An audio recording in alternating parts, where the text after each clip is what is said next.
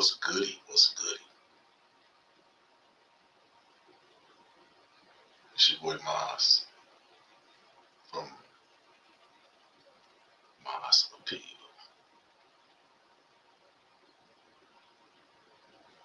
And it's another Friday night.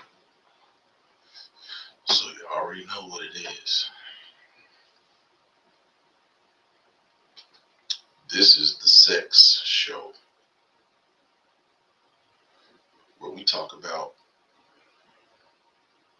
anything and everything pertaining to sex. That's what we do over here. The blood files, the blood files.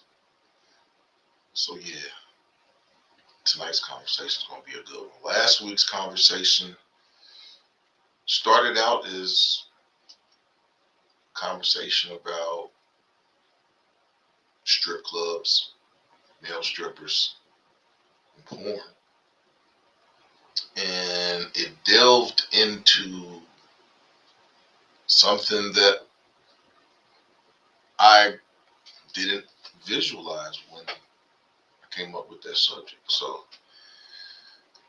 one of our watchers, Carmen Sweets, she gave us a graphic tutorial on playing with men, but not how you envision it. She was the aggressor. And we'll leave it at that. If you didn't get a chance to check it out, go back and look at last week's show. But tonight's show is, the title was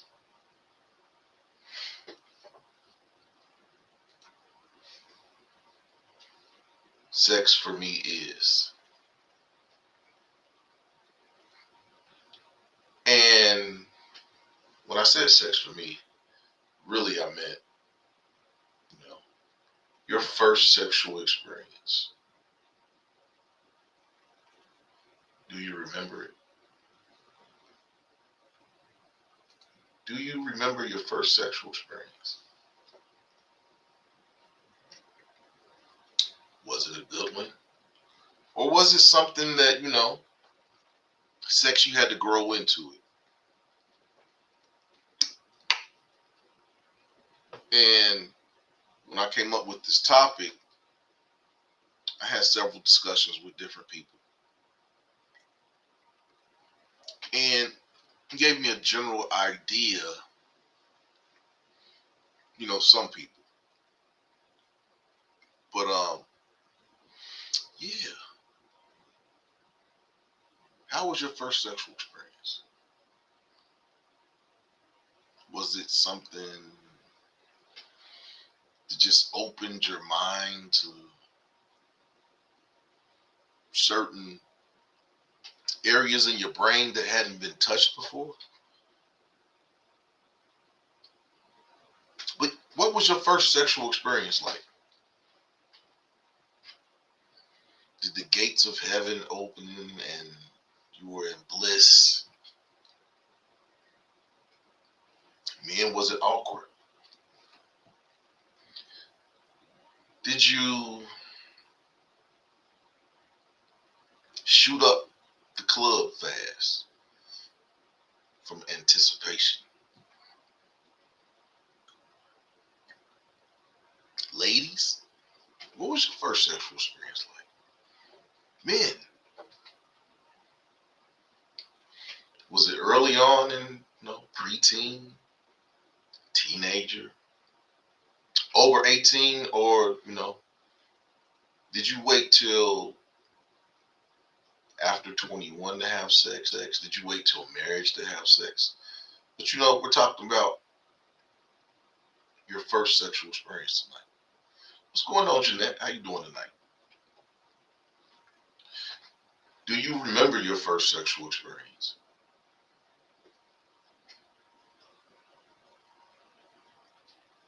I most definitely remember my first sex. Well, when I say sexual experience, your first sexual experience doesn't have to be intercourse. It hurt. See, it doesn't have to necessarily be intercourse, because my first sexual experience was, and the reason for the thumbnail is because Players magazine was a big part of my first sexual experience. And my first sexual experience, I think I was about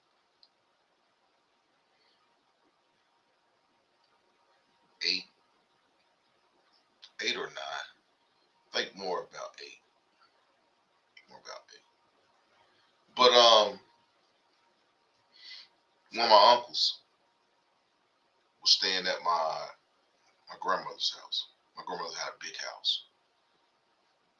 And he was living there at this time, and he stayed on the 3rd floor. So I would go upstairs sometimes, and he had this big foot locker.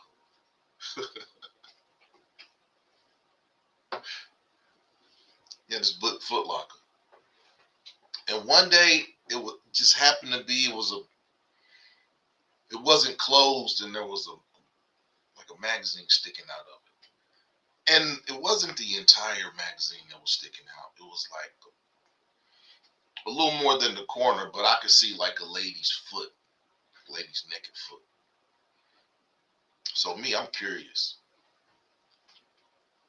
I went and opened the chest. And when I opened the chest, it was just filled to the brim with Players magazines, old Jet Beauties, um, there was this, and there was these other books, like they were called they were magazines. They were called Penthouse Forums, and Penthouse Forums was like a book, like a magazine, but it was all stories. It was just all sexual stories. So my first sexual experience, was like reading these Penthouse Forums and looking at Players magazine. Players magazine was like a black version of Penthouse. To me, it was at that time, it was much better than Penthouse. But yeah, I was like 8 years old, and when I would read these stories, and when I would look at these magazines, my blood would start going to places that I had never. When you're young, you wake up with a pee hard, it beat like a diamond. But you just, at the time, when you're 8, 7, 8 years old, you wake up with a pee hard. You just gotta use the bathroom. That's what I at that time. That's what I correlated that with. But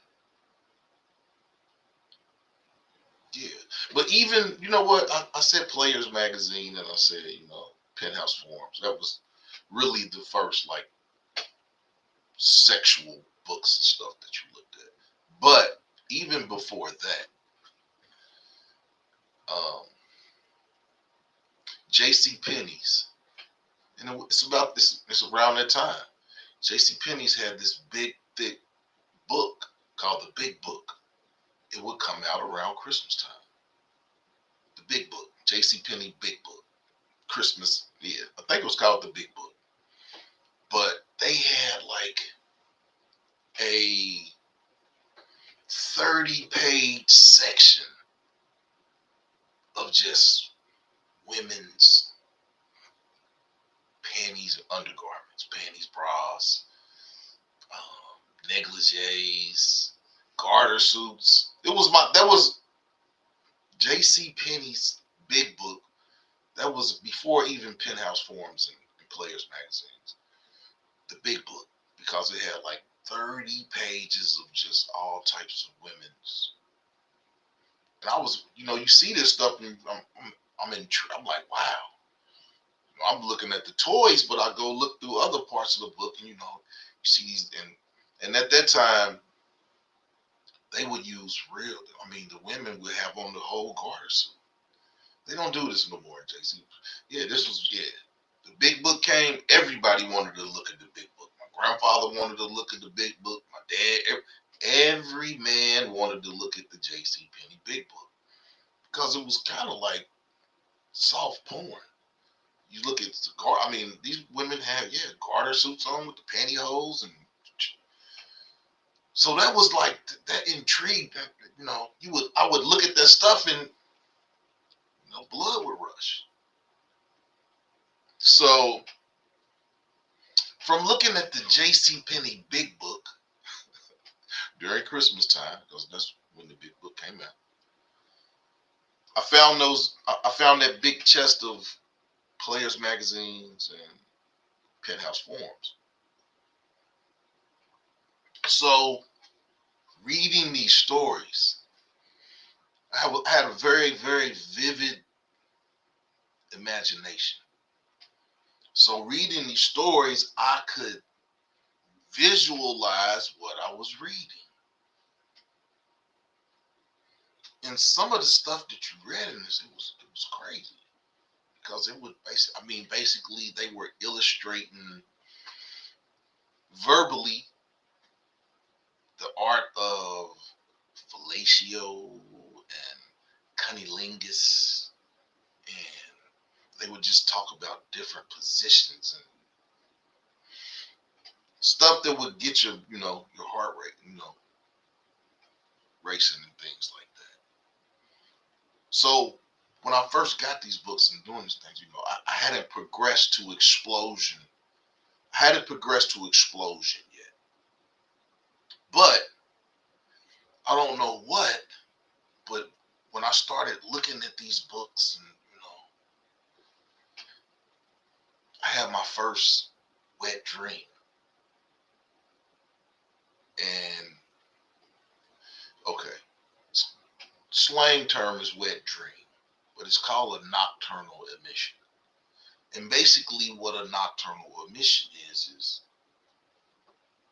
a man has a dream and he ejaculates in his sleep.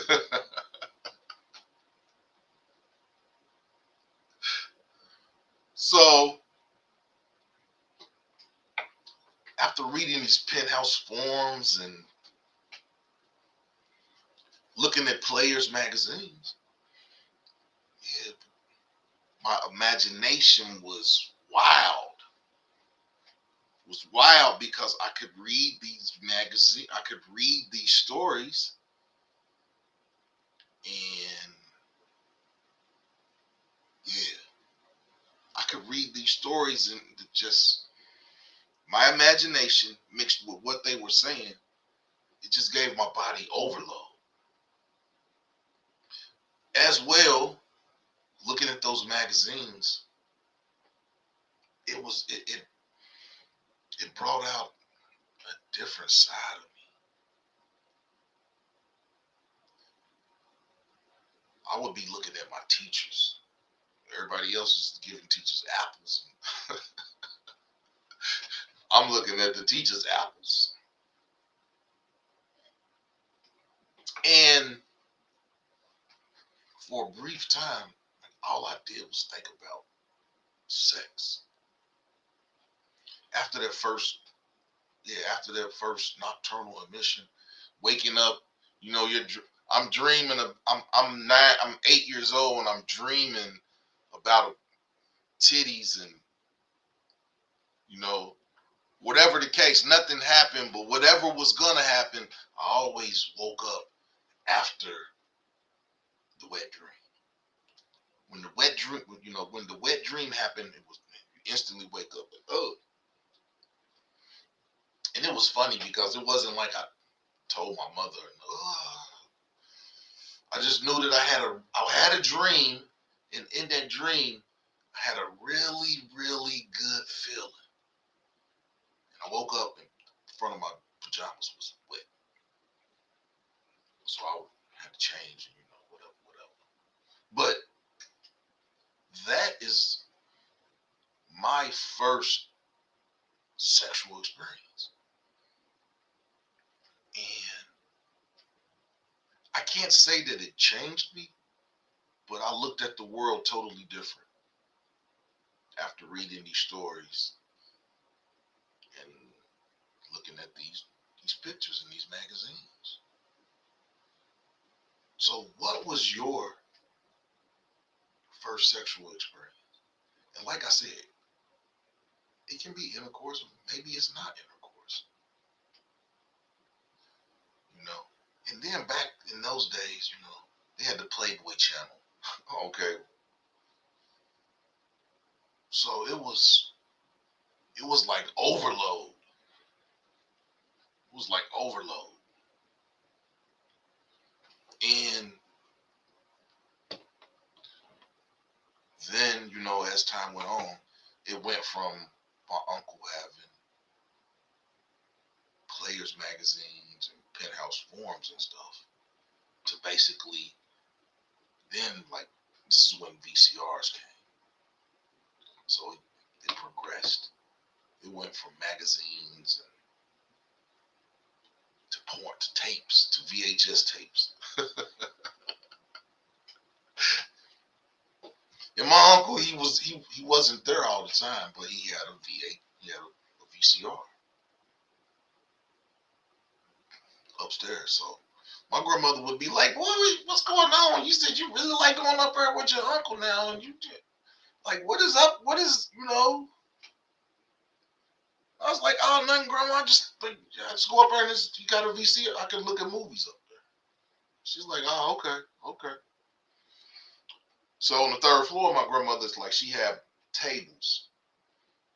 She had tables with all different types of flowers and stuff.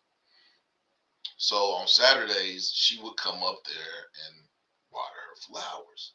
Saturdays was the day that she cleaned her house. So, and I don't know what I was thinking about, but this particular Saturday, I was watching a porno tape. And the thing about it is you couldn't cut it up. It was like you would watch the porno, but you would have to cut the volume all the way down. Or a little bit, just so I can put my ear in my there.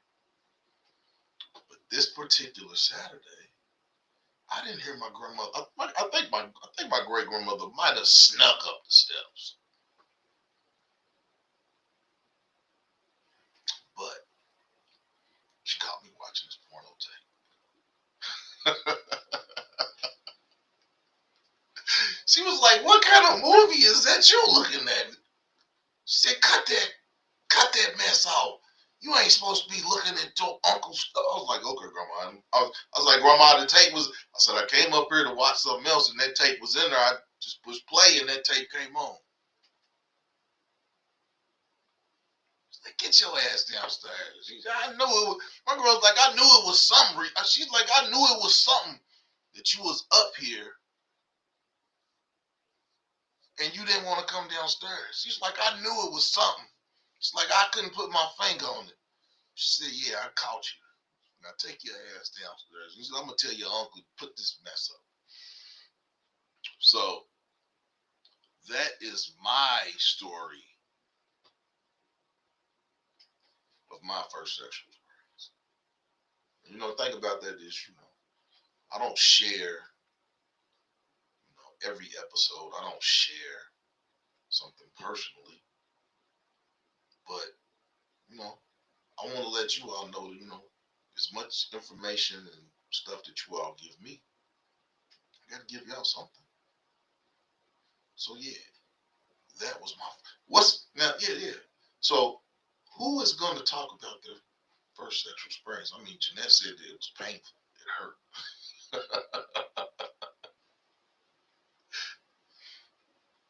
Okay.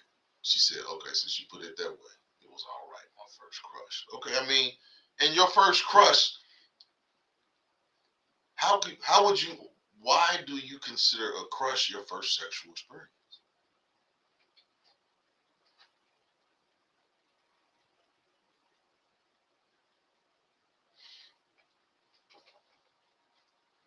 Why do you consider your crush your first sexual experience?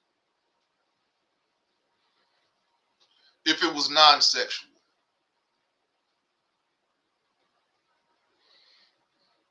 and when I say non-sexual, I mean by yourself.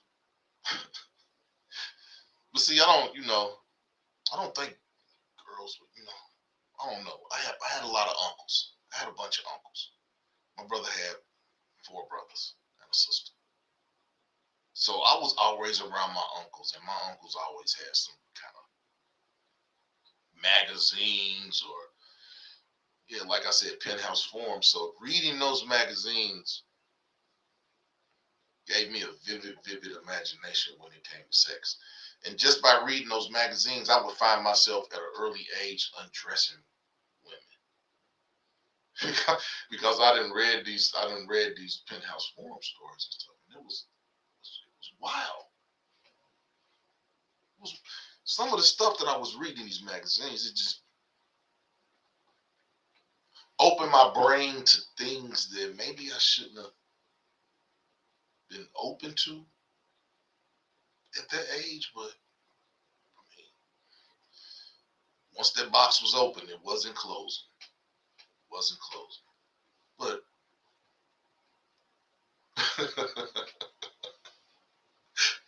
my story was way different. Okay, well, how was your story? And my story is, yeah.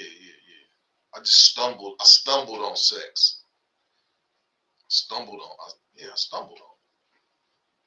But after I stumbled on those magazines and started reading those magazines, because at an early age, my reading comprehension was, because we had to take those tests and stuff, those standardized tests, and yeah, my reading comprehension still is, it was crazy. So I'm reading these magazines and I'm able to visualize it and things of that nature. So yeah, once that Pandora's box was open with those stories, it wasn't. And the thing about it is, the penthouse forums, there were no pictures. It was just stories. So it wasn't like I was looking at pictures and read. Nah, this was just stories. But my imagination was just so open. My imagination was so open to it that I'm, I was on the moon.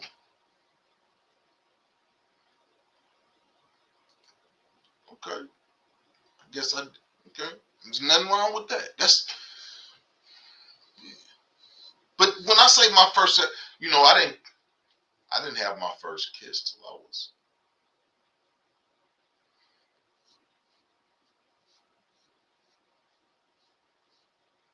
No, skip that. But yeah, what was anybody that's watching? You know what? I'm gonna put the link up. Yeah, so anybody wants to come up here and tell their story instead of typing, come on up. And if you want to cut your camera on, you can. But if you don't want to cut your camera on, but yeah, we gotta.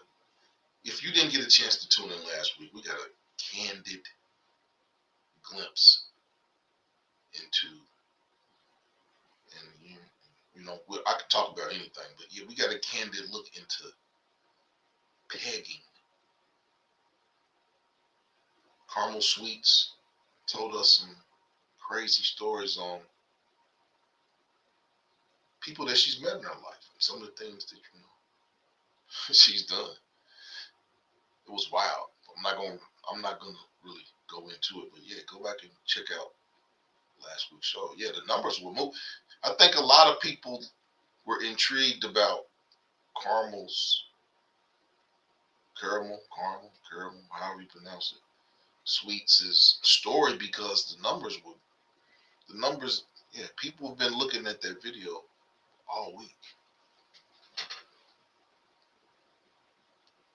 But yeah, I mean, y'all don't want me to keep telling sex stories. I really can't tell any more sex stories because that is my first sexual story. Yeah, I'm not gonna tell the first. I'm not gonna tell that story tonight. But was your first sexual experience a good one? Was it an embarrassing one? I mean, I'm telling y'all about my wet dreams. I mean, can't be. But that wasn't embarrassing. Having a wet dream isn't embarrassing. It just knew me. I mean, basically, I talked to my uncle about it. Wow, that brush bristle poke. I talked to my uncle about it. He's like, "Oh, ain't nothing wrong with that." It's like your equipment works. Ain't nothing wrong with having a wet dream. Your equipment works. Yeah, you good. Don't be embarrassed about that. It's like, okay. It's weird because I didn't talk to my dad about it. I talked to my uncle, whose whose magazine chest I went into. Oh, Jeanette said I was too much of a tomboy when I was young. I didn't think about, and and ain't nothing wrong with that. Sometimes I wish I would have. I wish that door would have. I wish I would have. But I was no. I was nosy. I was mischievous. I was always into something. So sometimes I wish that I wouldn't have been self-educated on sex at an early age, but things happen. Things happen. Now, I don't think that it harmed me in any way. I don't think that it harmed me in any way. I just think that my mind was open to things that maybe it shouldn't have been open to at that age. And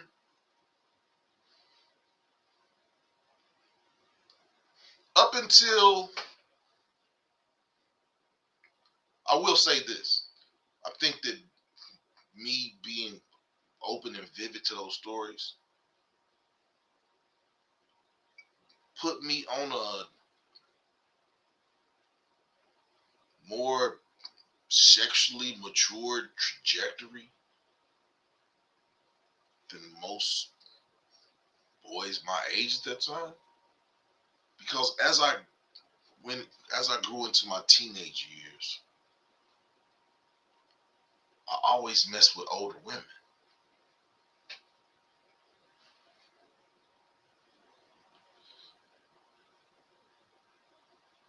And I think that reading these stories, I think stuff that we're boys, we talk about stuff. Would you put your mouth on a girl down there? And they go, no, I wouldn't, that's nasty. That's nasty. And I was like, was like, but girls like that. So at an early age, when I started having sex, we're not even, I'm talking in my, when I'm speaking sexual, I'm talking in my high school, college. I was more adept at being able to please a woman. And I think that these books put me onto that. So that's why I say, it didn't mess me up, but like I said, it might have opened my brain to things that I shouldn't have been open to at that age. But things happen.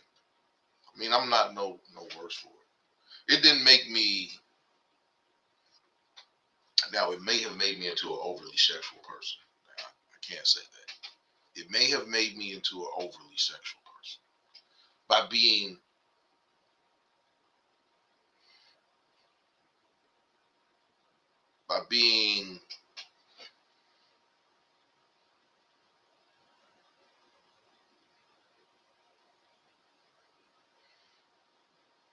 open, and I mean, basically by looking at those magazines. I was thinking of a word that I could say, but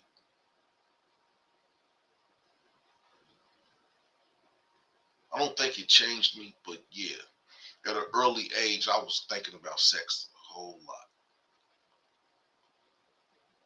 when I shouldn't have been. But I wasn't acting on it. It was kind of weird. It's kind of weird. I just had this fascination that, I knew that on the weekends when I went to stay with my grandmother, I was going to be able to look at those magazines. So I was content with that at that age. Because like I said, that was my first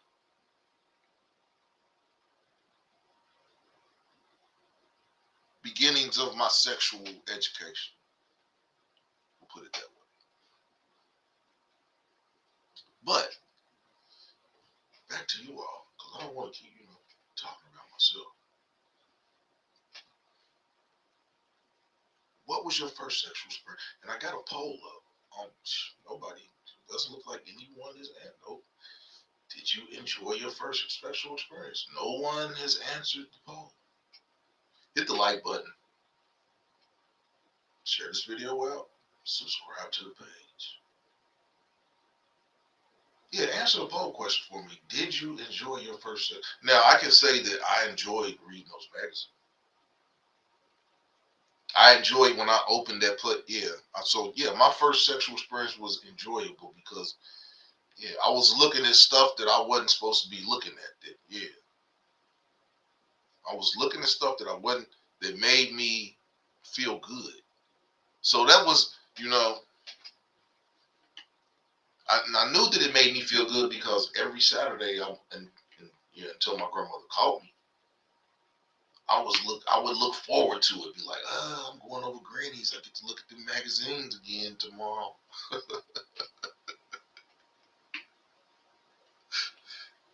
But I don't think it made me any less of what I could have been. I don't think it, changed my trajectory in any way. It just made me, I just knew about sex at an early age, just by reading it. So, yeah. But those magazines and reading those magazines were like the precursor of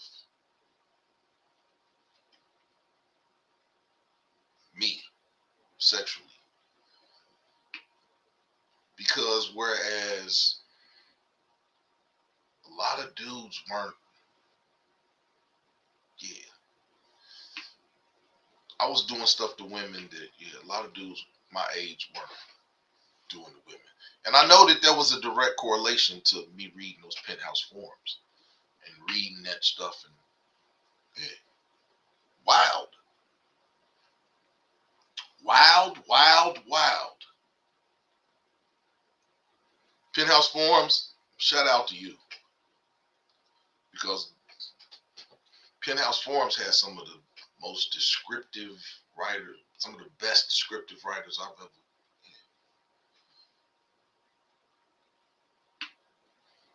And then those old, I don't know, women are different, and I know this because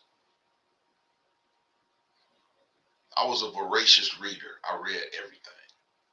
After I started, I read everything. So I would read Penthouse Forums, and I didn't look at it like it was nasty. It was different. But then there would be other like love story books that would be laying around.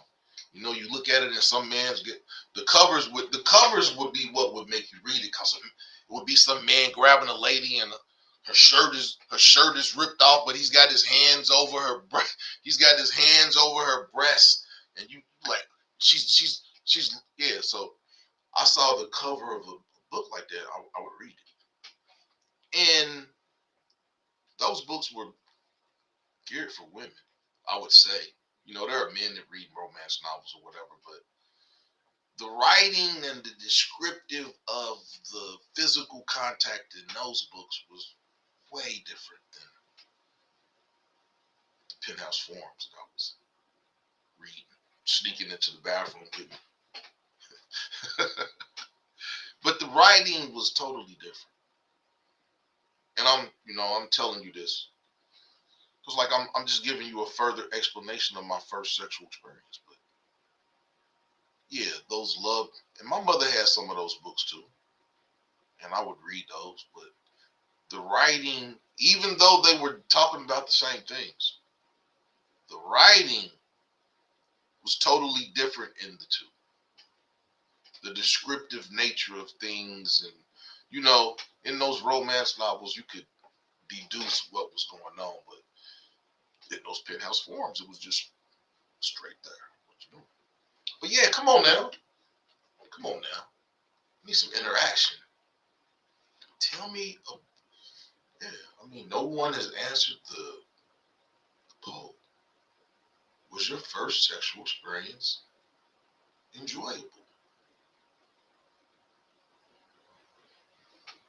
Mine was. It involved reading and looking. Reading and looking. And in a weird way, that's what made me. I mean, I was already reading a lot because I like to read, but I think that and then I would find myself going to the magazine stores on Saturdays, and you know they would have the Penthouse and the Playboys, and I wouldn't go get the Penthouse and the Playboys. I would get the books with the stories, and I would go over in the corner and just read them and go home. Because I wasn't going to buy it and take it home. But you read one of those books at an early age, and it just makes you want to just keep reading them. So I was learning. I was learning a lot about sex, and I could tell, in some of those stories, women wrote some of those stories. All those stories weren't wrote by me. You could tell the general tone. I could. But yeah, what was y'all's first sexual experience like? Was it by accident? Were you in the shower and some water hit you the wrong way? Ding! And it brought out a different reaction. I mean, come on, ladies. Usually the ladies, y'all I will say this. Women are more open to talking about their sexual experiences as opposed to men. I, I'm, I can talk about anything. I'm an open book. Because really, I mean, when I look back on my life, I don't have no regrets. I haven't done anything to, I'm a heterosexual man. I've never done anything engaged in. Now, there's nothing wrong with it, but yeah, that's why I can come on here and speak freely about sexual experiences because being truthful with you. I'm a heterosexual black man, never experimented in anything. All my experiences are with women. So, getting up here and talking to you about these things it's in the past. But yeah, I was always messing with older women after I started reading those magazines. Because the girls my age, they wasn't ready for that stuff. Because like I say, I'm reading these magazines and I mean, when I do start having sex, I'm adding what these magazines said it into my repertoire. So yeah. Do you think, and you can type your response in the chat, but do you think being exposed to sex at an early age,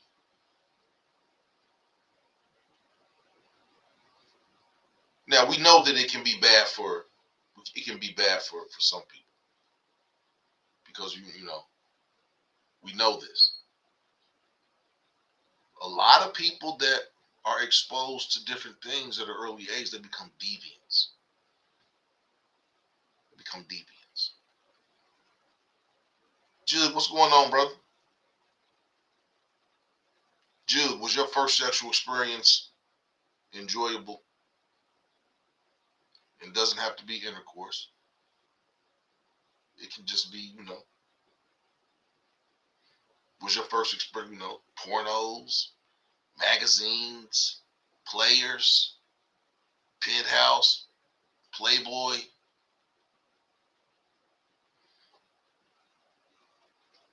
Ladies had Playgirl. I never understood that. Playboy had naked women. Playgirl had naked men.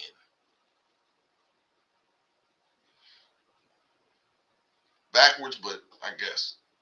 But Playgirl, it kind of fizzed out. Because women are, I mean, some women are, but women aren't really visual like that. They don't just want to look at some magazine with naked people on it. Men, on the other hand, they still sell those magazines. So men look at that stuff. Women, not so much. Not so much.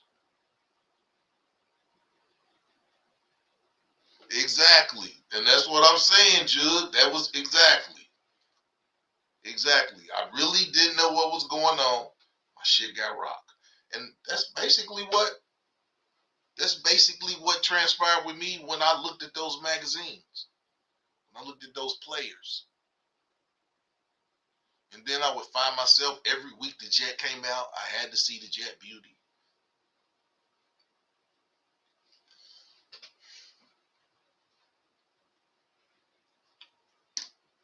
I'll be honest.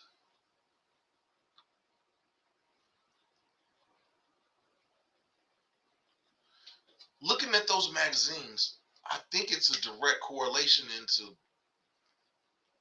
my love for black women. I'm just being perfectly honest. Because those were my first visions of sex was the women in players.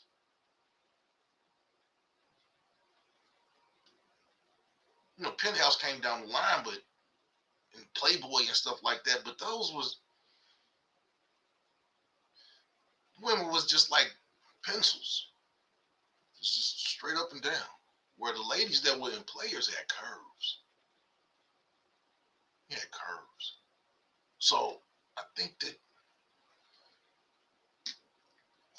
those looking at those magazines is the direct correlation to my love of black women. It's because my first sexual desires were for black women, and that never That never changed. For me, it didn't change. It never changed. I really feel that that's a direct correlation. Now, there are some very, very attractive white women, but white women have never, I've just never been. Mm. And when I did, when I was in middle school and stuff, and I did try to say something to a white girl, they always said I was too aggressive. I was always too aggressive, too aggressive. And I was like, I'm a man. I don't know how to. Yeah. So yeah, Juggernaut said my first experience that I remember intercourse was with this chick behind a church dumpster. It was quick and messy. Oh wow. Oh no, I wouldn't do it. Nah, no sticky pages. No sticky pages. No sticky pages. That was nasty. Nah, that was nasty. But I mean, yeah, magazines is where it all began for me. That was my first sexual experience. And I will say this. I think the reason that I'm really into thick women is because my first experience, my first intercourse was with a plump chick. Plump, when I say plump, I mean plump in all the party parts. Yeah, she did have a little bit of stomach, but yeah.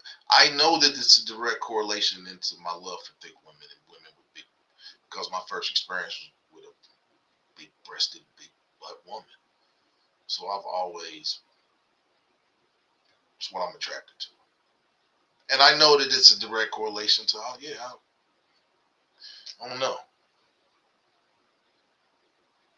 I know there's a direct correlation to looking at those magazines and looking at those movies and stuff when I was a younger age. It's a direct correlation into my love for black women. I know this. Wow. This dude said, okay, yeah, we'll put that up. He wasn't really in the magazines. No sticky pages. No sticky pages. Now, I'm not going to say that I didn't slip up a couple times, but nah, that wasn't like I said, I looked at those magazines, but I was more into reading Penthouse Forum. I don't know what it was about reading those stories, but those stories was, yeah, those stories opened my mind up and made my blood move in places that was different. It's different.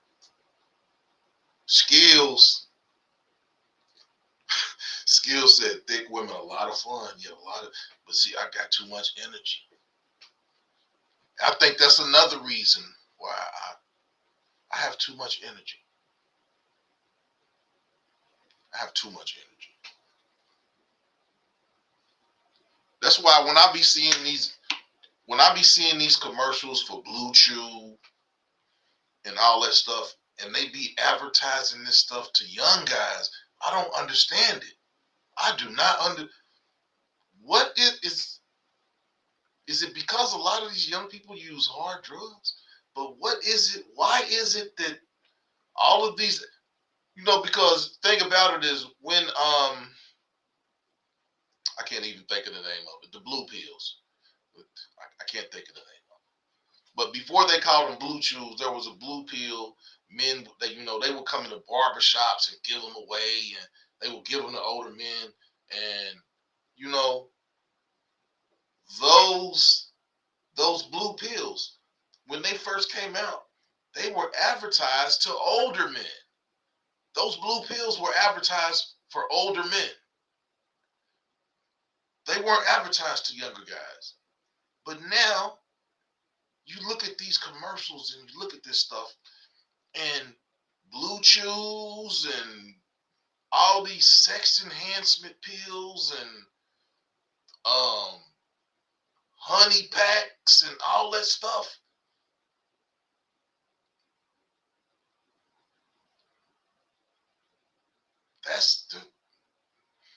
What is going on? For real. Is young dudes, it's a little bit off the subject. these young dudes can't get it up. What's going on? Dudes talking about you get a month free. Blue Chews, they're giving a month free. Like, you shouldn't have to take that stuff, brother. Oh, yeah, Skills. I used to love those magazines. Hey, man, I used to love Players magazines.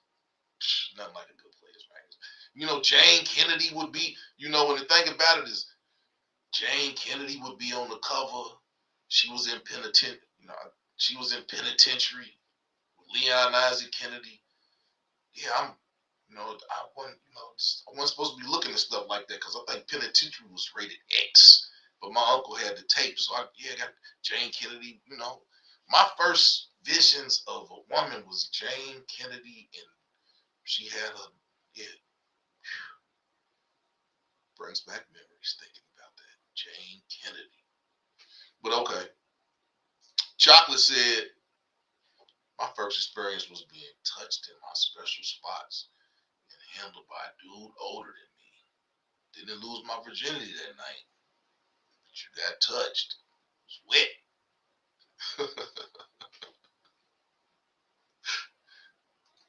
Jug and I said they don't understand the concept of real sex. No sense of foreplay. Foreplay is the best. Yeah. I mean, the thing about that is foreplay is not for everybody. Not all foreplay is for everybody, but there's just some forms of foreplay that's not for everyone. It's not for everyone.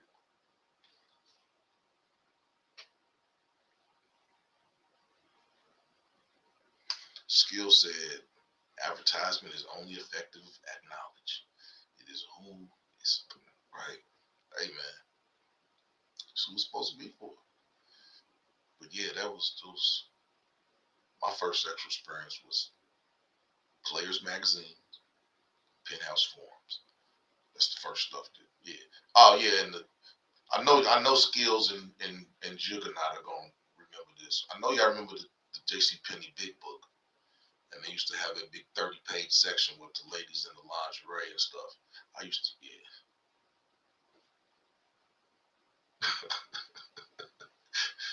Skills said, if I ever go limp, make no mistake, I'm searching for a way back with a been. Man, I don't know what these young dudes is doing, man, but yeah, I ain't never been. I guess you gotta eat right. Guess you gotta eat right. But yeah, man, Blue Chews and dudes that's in their 20s and 30s. I mean, unless you have ED, but the way they advertise it, little kids is out here popping the hell out of blue pills.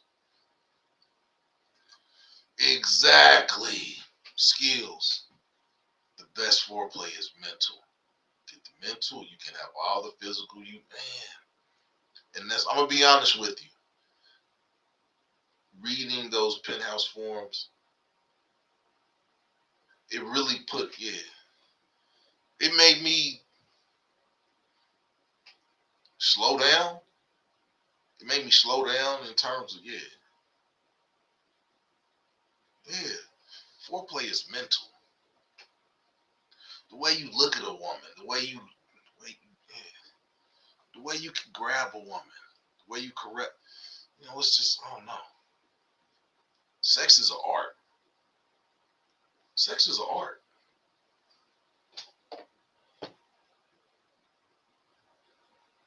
Scorp is in the house.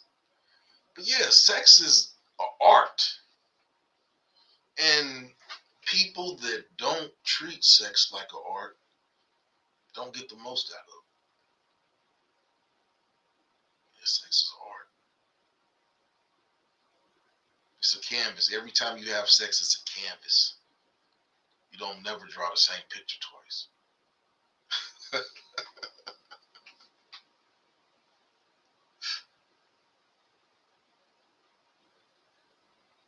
Right.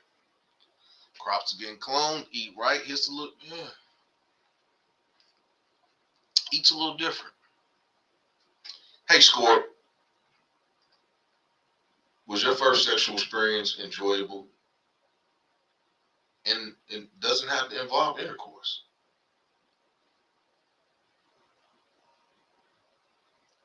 Sex is an art. Yeah, and anybody that doesn't treat sex like an art, yeah, you're doing yourself a disservice. Doing yourself a disservice. I know I look rough, but I'm letting, yeah, it's cold. I'm letting my pork chops grow out. They'll be out in a couple weeks, but yeah, I look rough right now. But yeah, sex is an art. Sex is an art. Sex is an art.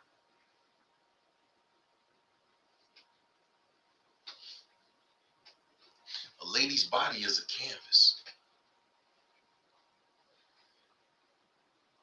A lady's body is a canvas. But yeah, that was my first sexual experience was with magazines and reading. Jeanette said she was a tomboy, so she wasn't even thinking about sex till high school.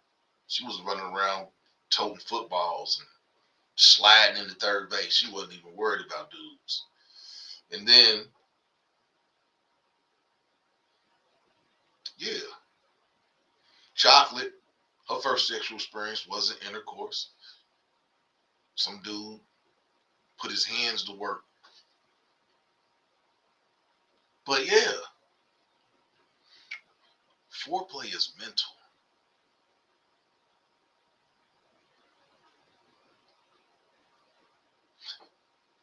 Do you think that your first sexual experience was your guide? If it was pleasurable, if your first sexual experience wasn't pleasurable, I guess you would have a different outlook on different outlook on it. And we don't really, and when I say not pleasurable, I'm not talking about essaying or things of that nature. When I say not pleasurable, it could have hurt, could have. I mean, how could sex not? But you know what? I don't. How could a man's first sexual experience not be enjoyable? But it's possible. It's possible. It's possible. But yeah, was your first sexual experience an enjoyable one?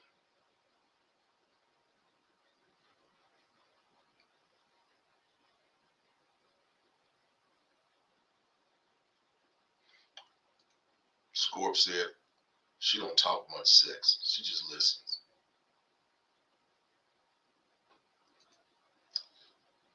Skills. Skills said great sex allows you to get away, which you normally could not.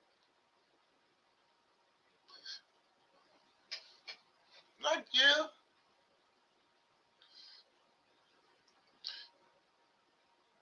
yeah.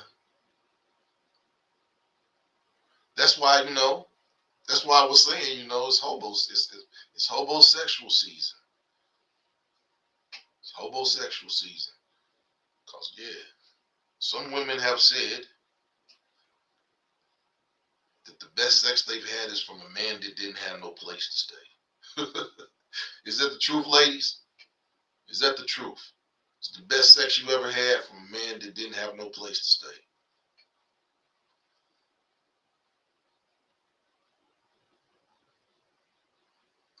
Wow. I see. I knew it. Jeanette said, yep, she got her first and only black eye at 9 trying to be a tomboy playing football.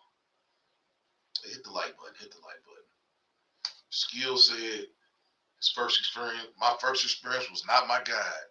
It was my temptation explored. My guide is my sex. Okay. Okay.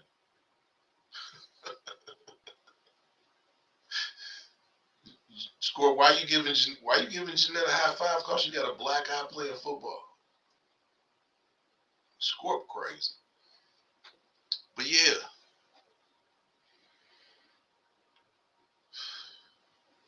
Yeah. Sex.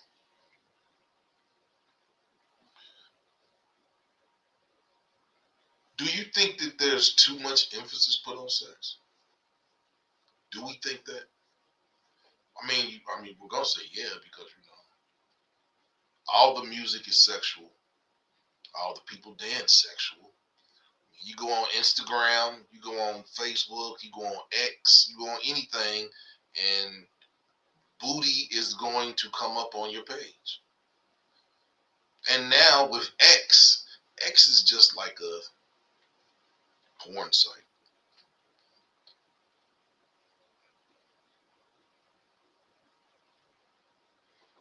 Yeah. Oh, whoa. Uh-oh.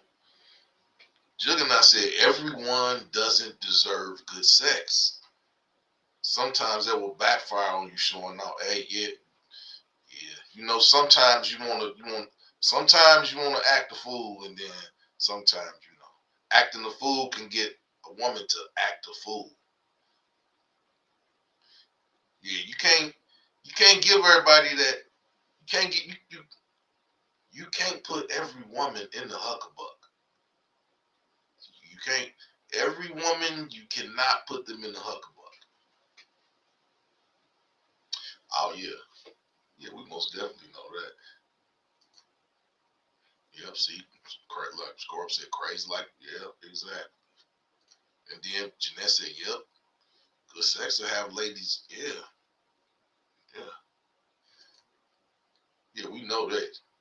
It ain't even on the slide no more. It's just, we know that they do it. And then the graduates of, people that were Mouseketeers and Little Mickey Mouse Club, they all went to sexual types of things. So, yeah, Disney's, yeah, wild like that. But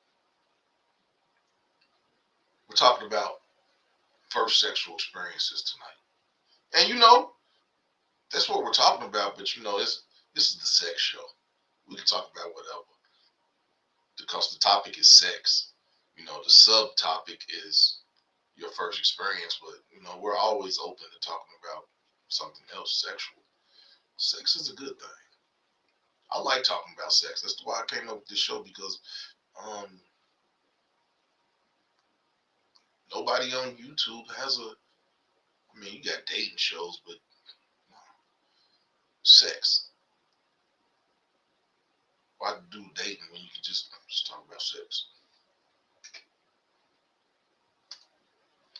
Skill set. All answers are better explained by the question. Great sex is explained via reactions and emotions. Great sex is what love not fall into. Hey. But we're talking about sex and everybody should be practicing safe sex. Got that on the thumbnail.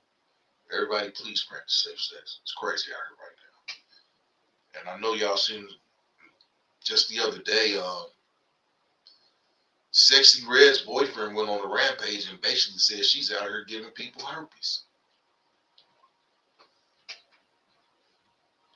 And she said, and the reason I'm saying this is because I saw the video and I saw her responses.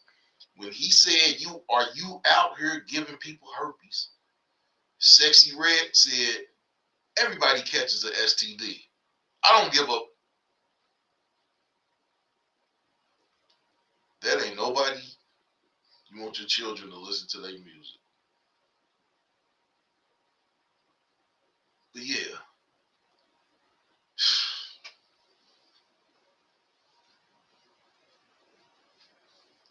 we living in wild times. We living in wild times. Wild, wild times. So yeah, please practice safe sex. But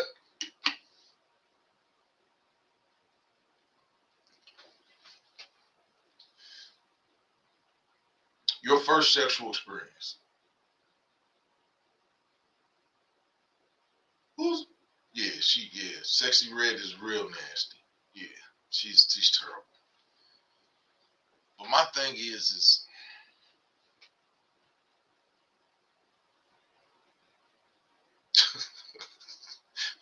my thing is, but these are the people that they are putting in front of children.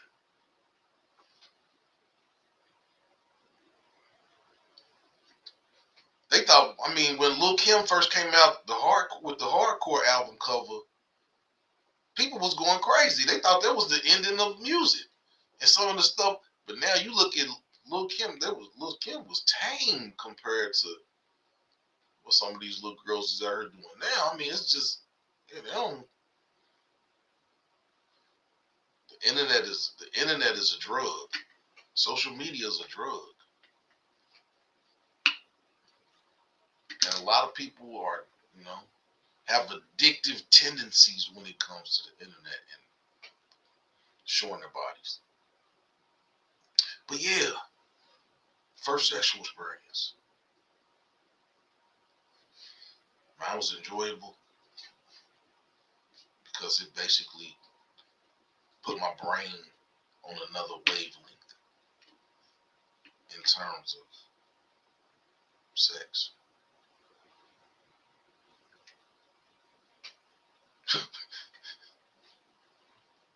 Looks like she stinks on a regular. So, Jude, you're in Atlanta. What is, well, I mean, we already know what the purveying sexual culture is in Atlanta. But,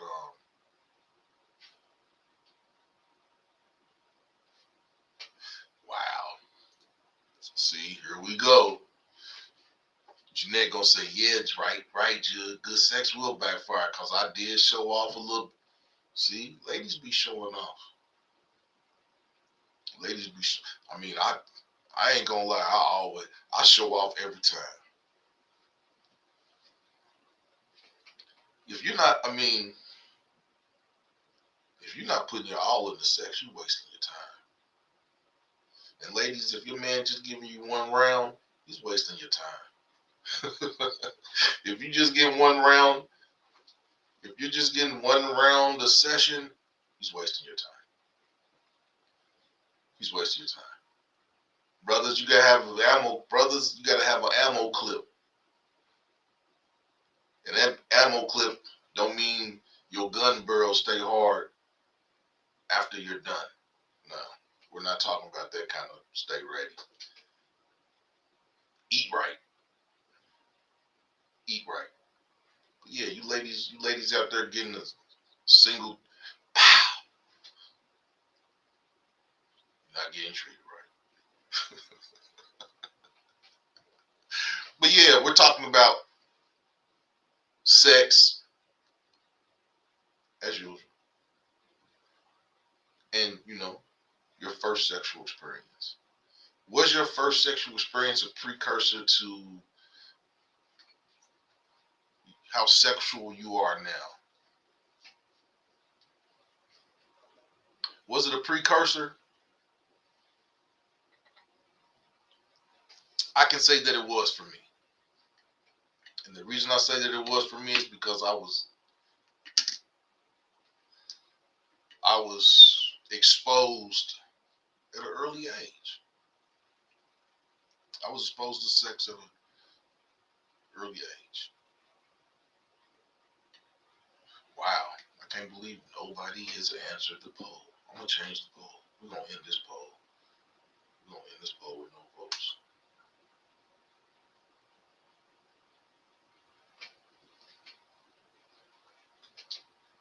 Come on now. Sex. Wow. For real, Jeanette? For real? My mother told me I shouldn't have whipped it on him like that. Because she did have stalkers.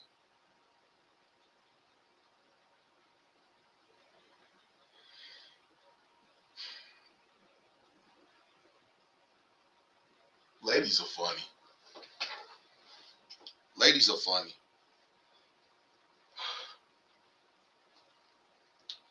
mama told you shouldn't have whipped it on them.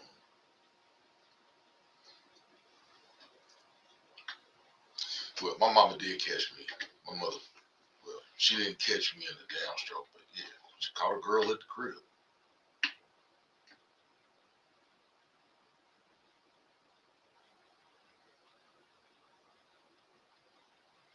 Yeah, exactly. That's why I got that on there. Everybody, please practice safe sex. AIDS isn't just a disease. It can burn you, deliver pain beyond comprehension, not limited to physicality. Sexual pleasure is temporary. AIDS, lifelong, strap up. Yeah, Jeanette, you laughing. You laughing over there, over there throwing that ow on dudes.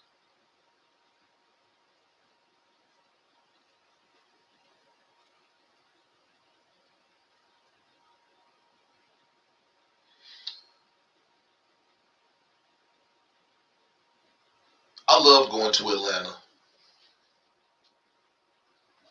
There are some places that are just sexual places. Atlanta, Miami, the Dominican Republic, Brazil. Oh yeah. Before we go any further, shouts out to YWG all the way over in Brazil. He's in Brazil with his wife. He sent me a few videos. I haven't posted any of them because I'm not sure if he wanted me to, but yeah, he's having a great time. Sending me back videos, and yeah, Brazil's on a whole nother level. All natural. Well, not everybody, but most, yeah, it's on a whole nother level. Wow. Jeanette, shut up. Wow. Don't be talking about the homie like that. Don't be talking about the homie like that. He ain't stalked you. Quit talking. Yeah, nah. We ain't gonna leave. Whatever, Jeanette. Whatever. But yeah, I'm gonna put the link out here. If anybody wants to join me up here, please come up here. You don't have to cut your camera on. Yeah, just tell us about your sexual your first sexual conquest. Yeah, he's in Brazil. He'll be in Brazil for the month. He'll be in Brazil for a whole month. I think he's gonna be there for 4 weeks. He got there and then they flew. He was in I think Sao Paulo, and now he flew to. Oh man, my mind just went blank. He just flew to Salvador Bahia. So him and his wife there in Salvador Bahia now. They're going to the beach, chilling out, having a good time. Yeah, I'll give updates as I get them. No, we're gonna leave those stories alone. No, we're gonna leave those stories alone, Jeanette. We don't want to. Jeanette, chill out, chill out, chill out, chill out, chill out, chill out. But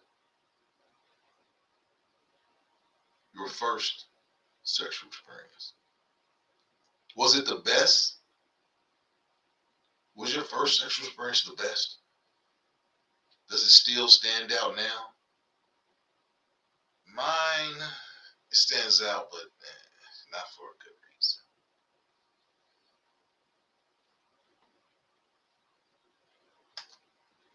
Skill said the end game is your destiny. It's where you put your trusting mentality. Two different things with one heart. Yeah, it's rough out here. We talk about the good. We're gonna talk about the good and the bad when it comes to sex. This ain't we're gonna talk about the good and the bad. You can't talk about the good and not talk about the bad. So that would be fake. And one thing I'm not is fake. So we're gonna keep it real.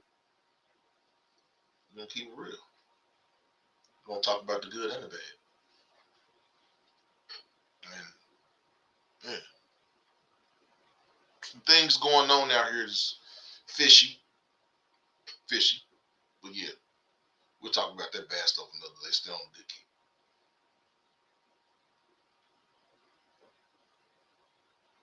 Was your first sexual experience a precursor to, or did your sex evolve?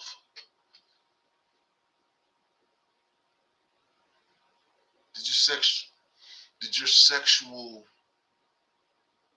sexuality evolve, or has it stayed the same?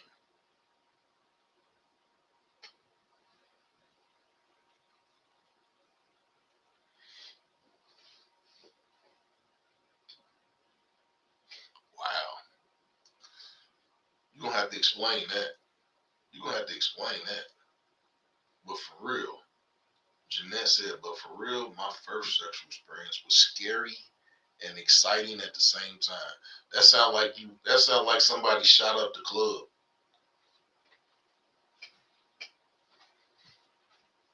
Your club didn't get shot up on the first time, did it?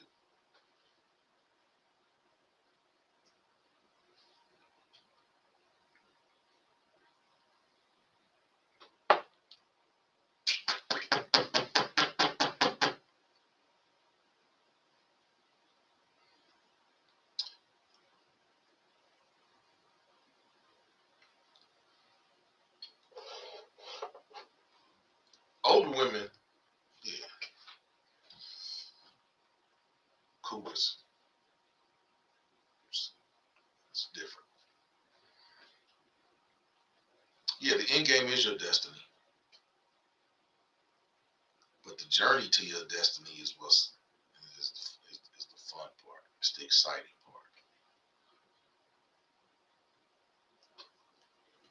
But come on now, we're gonna change the subject. We're gonna move on to something else sexual, or we're gonna stay on the first sexual experience.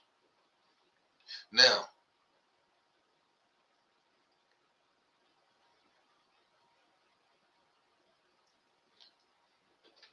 see, Jeanette said, nope, it hurt, and it got really good. My first sexual experience was with an older woman.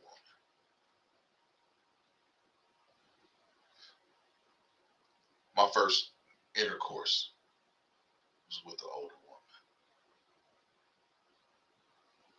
much older. So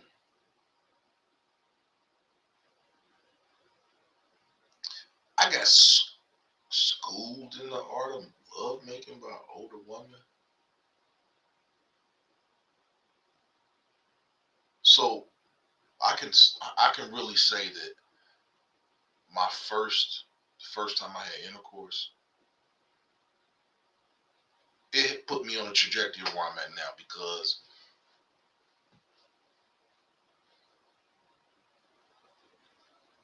basically she taught me how to please a woman. And then from there, yeah. But yeah, my first intercourse was with an older woman. And it was wild. It was wild. My energy level was still good. But my energy level back then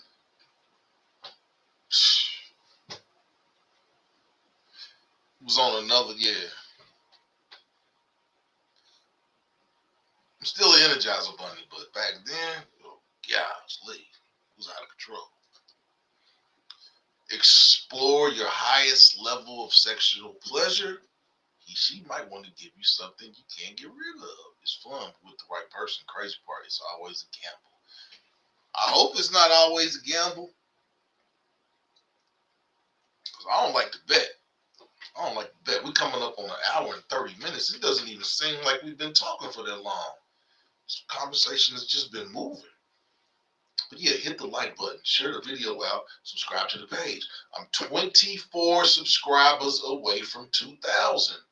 I recently went over 1,000 watch hours. Got two more, 2,000 more watch hours to be monetized. So yeah, I'm gonna be putting out a whole lot of content. I'm gonna be doing a whole lot of different stuff. Um, I'm trying to get some people. I've been reaching out to some people because basically I want to have guests on the show. Um, I'm trying to get in contact with some strippers, male and female, that would be willing to come over and sit on the couch and talk about their experiences, amongst some other things. I gotta. I have a friend, female friend, that is a porn star, and we've been friends for about 15 years. We've been knowing each other for 15 years. And all the time I've been knowing her, she's been doing porn. She mad at me right now. She probably watching. I know you mad at me. Don't be mad at me. But trying to get her to come on the show. I'm not gonna say what her name is. She is known. She is known. I'm trying to get her to come on the show. She's mad at me. She's mad at me. I don't know what to say about that. But eventually she'll come around. Eventually she'll come around. And I'm gonna have her on the show. And some of the stories that she's going to tell that I know are gonna trip y'all out.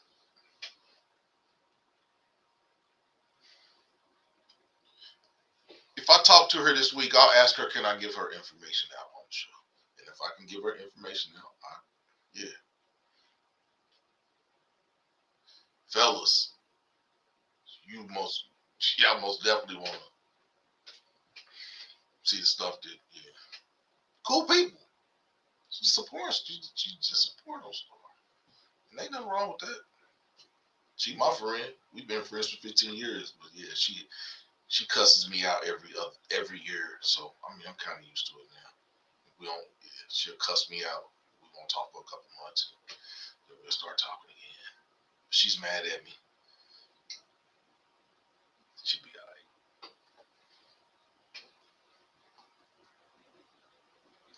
Yeah. Do I love sex despite? Hell yeah. Hell, I love. You know what? The next poll. Do you love sex?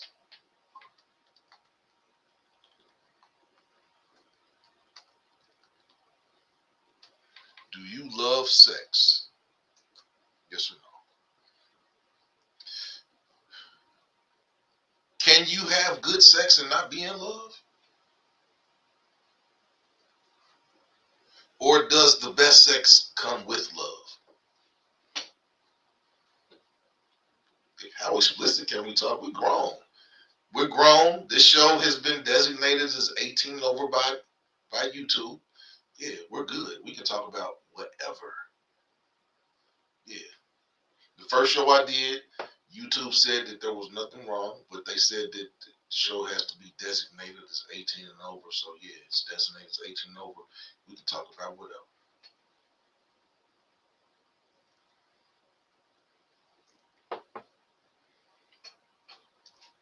Does the best sex come with love? Or can you have the best sex and love not be present? We're changing the gear. We're segueing into something else.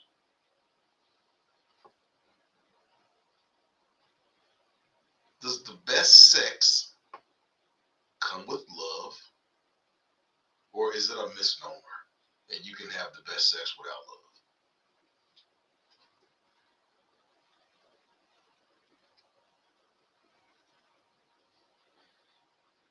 Okay, I got a question for everybody. Based off of skills and statements. Skills said sex controls love.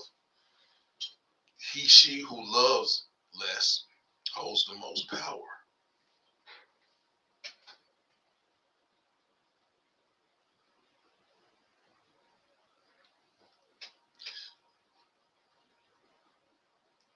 Does sex control the narrative of a relationship? And when I say that,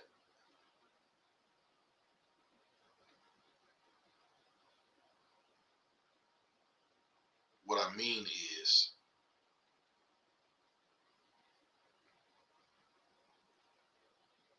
could you be in an asexual relationship and still be in love? And when I say asexual, that means a relationship where y'all love each other, but y'all don't have sex. Or is sex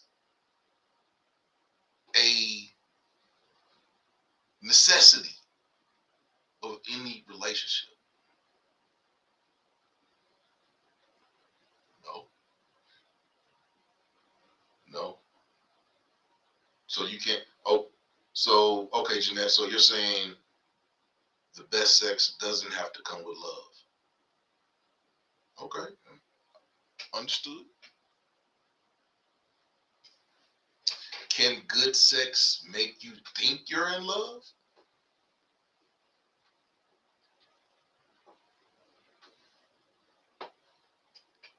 And I know the answer to that is yes, because yeah, you give a woman some good sex, you can jumble some synapses in that brain.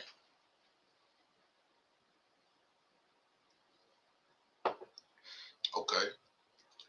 Juggernaut said, as a dominant male in the bedroom, the best sex comes when you take control and she's willing to do whatever.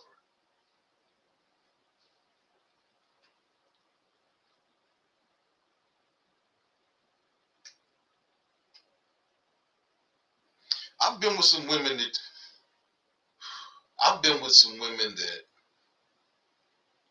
sex is like a competition. To me, that's some good sex is when you're both trying to make each other tap out. I think that's the best sex. And that sex doesn't always come with love. Yeah, it's always good when y'all both trying to tap each other out. You're both trying to do something to overwhelm the other person. That is good sex.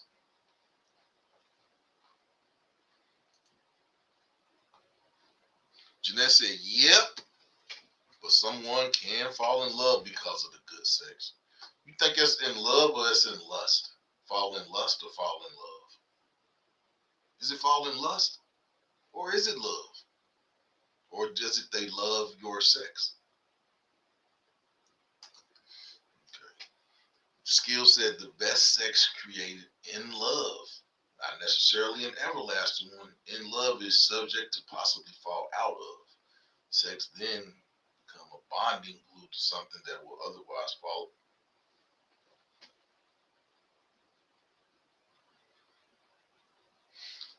Is that one of the reasons why women tear men's cars up and key their cars up and write cheater and with spray paint and is it the sex that does that?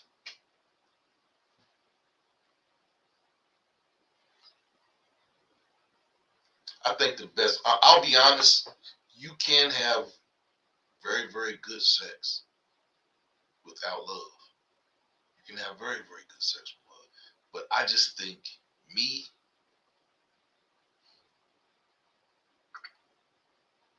the best feeling is giving the person you love the best sex. And like you said, you can fall out of love, but the best sex is emotional sex. The best sex is emotional sex. Brothers out there, have you ever had sex with a woman and she start crying while y'all are having sex? And I'm not talking about tears of pain.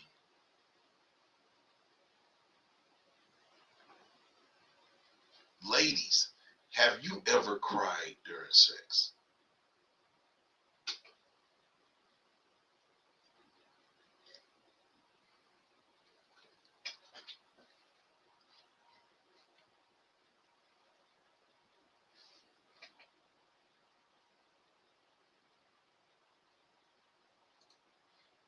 Jeanette said in love. Skill said Love itself cannot create great. No, it can't, but it can enhance it. It's an enhancer. Love and feelings and emotions is an enhancer. Juke said the best sex is mental. Yeah. Because the thing about it is when it's mental, you don't, I'm doing a little bit too much talking, but whatever. Like I can go and because while I'm pleasing a woman, I can take my mind to different places where I'm not even I'm my thing is when I'm with a woman, I want to give her all the pleasure. So never want to I don't never want to be pleasured before she's pleasured. So when it's mental, you can go other places so that you don't lose control. Decontrol. Everybody don't have decontrol. Decontrol is a powerful tool. Skill set love itself cannot create great sex. Best great sex can be temporary, create great love. Okay, I'm with that. Yeah, Juggernaut said you got to know what to say to turn them on. Oh, my bad, Scorp. You want some wine? This bottle's gone. This was good. This was a bottle called Primo Amore. It was good. It was a cheap bottle, but sometimes cheap bottles be the best wine. But this was delicious. This wine right here was delicious. But the best sex is mental. It's mental. But there's physicality that's in that too. There's physicality that's in that.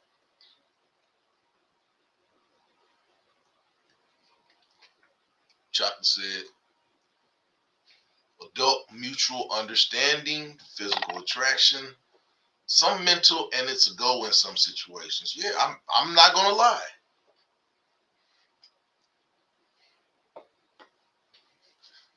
I don't have a lot of one night stands, but sometimes the sexual chemistry is just so much that you don't want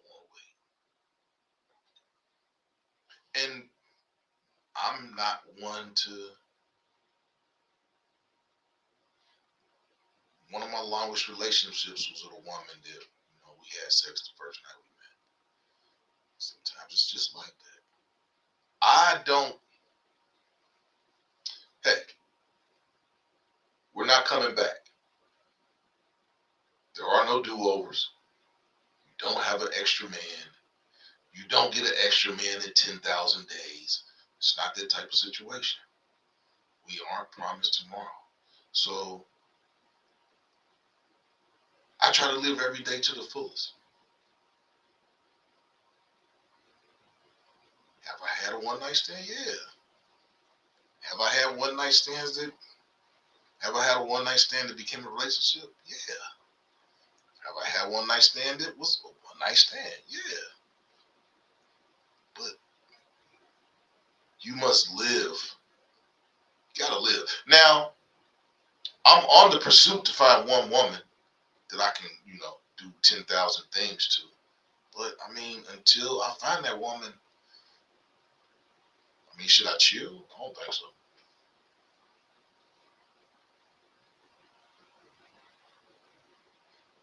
Did you check the? Did you look at the tracking number? You check the tracking number, Jeanette. Check the tracking number while you're on here with me. Yeah, check the tracking number because you. Hold on, they said Monday, December. Wow. Yeah, they should have been there. Check the tracking number. That stuff should have been there. Right. You're right about that, Skills. Tomorrow is promised, just not everybody.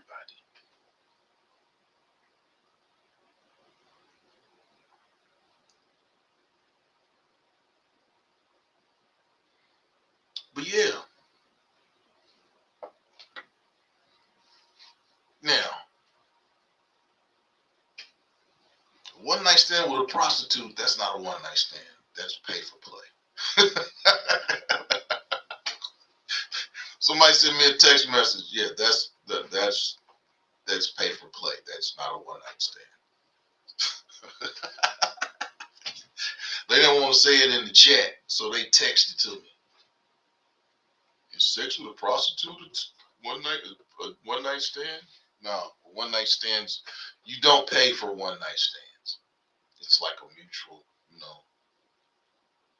it's a fair exchange, it's not a robbery. That's what a one night stand is. It's a fair exchange, it's not a robbery.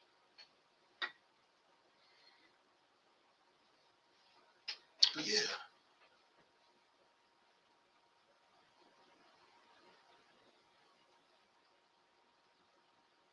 Sex conversations go a multitude of different places.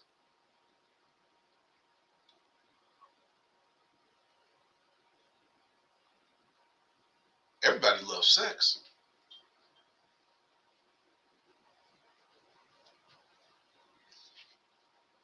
The number one group of people in America with the highest growing number of STDs is senior citizens. Senior citizens. Senior citizens out here burning each other. As well, Carnival Cruise Lines just came out with an addendum to their contract with their passengers that you cannot put an upside down pineapple sign on your door no more. They figured out what the upside down pineapple means, and they saw that a lot of swingers were going on their cruises and having swingers meetups. Because if you haven't known, any of you people go to a hotel and you see an upside down pineapple on somebody's door, you might have just walked into a party. But yeah, Carnival Cruise Lines came out and said that, yeah, you can't put your pineapple signs on their doors no more. Juggernaut TV said, you pay any way you go. It might be dinner, concert, or night. Your ass is paying something. See, don't say it like that, man. Don't say it like that. Then that make,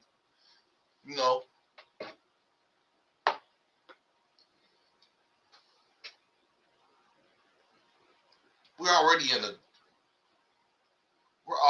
in a state of transactional relationships. A lot of these women treat themselves like, it's just like a new definition of prostitution.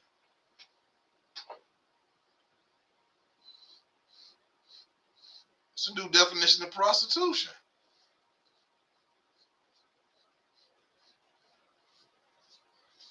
But the thing about it is, if you're trying to get dinner dates out of sex,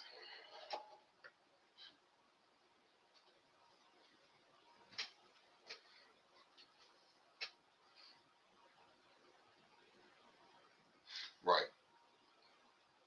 Skill set, attract what you want, meaning make it what you want. Don't be the chaser, become the yeah, right. I took my track shoes off a long time ago. I'm done. Yeah, them chasing days, they've been over. I think I stopped chasing in high school, like 6. I stopped chasing women when this girl that I liked, I bought a sterling chain and a sterling earrings and a sterling bracelet, and she broke up with me the day after I bought this. Yeah, after that, it was no more chasing.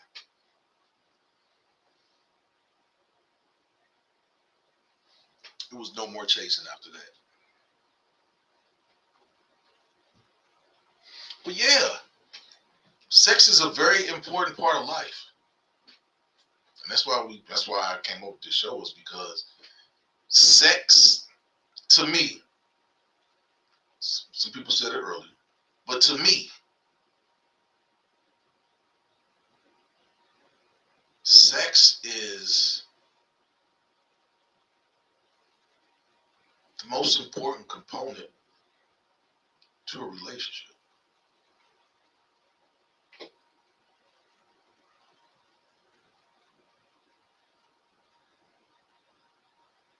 Sexual compatibility is the most important factor of a relationship. If you have a high sex drive and your partner doesn't have a high sex drive, what are you going to do?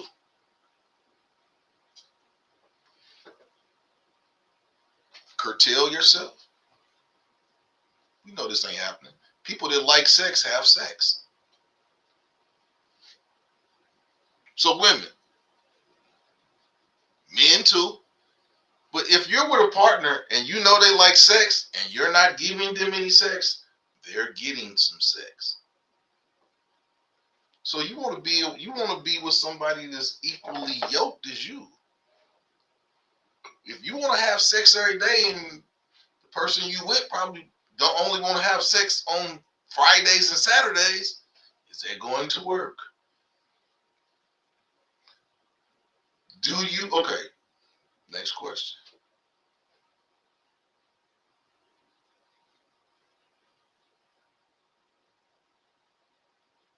Next question.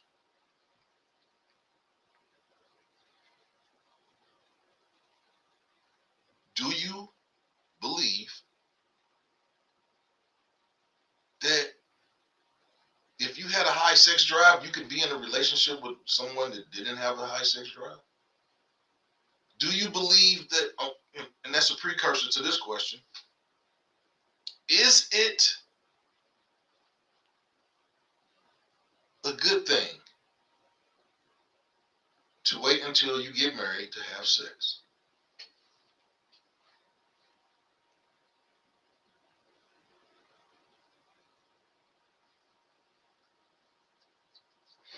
Is it a good thing to wait till you're in a full-fledged relationship to have sex?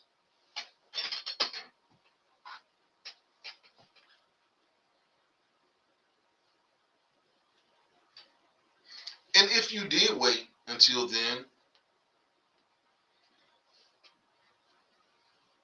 would you let buyer's remorse let you end the relationship because sex may not have been where you wanted? Or would your love for that person cause you to work with them to see if you could change them sexually?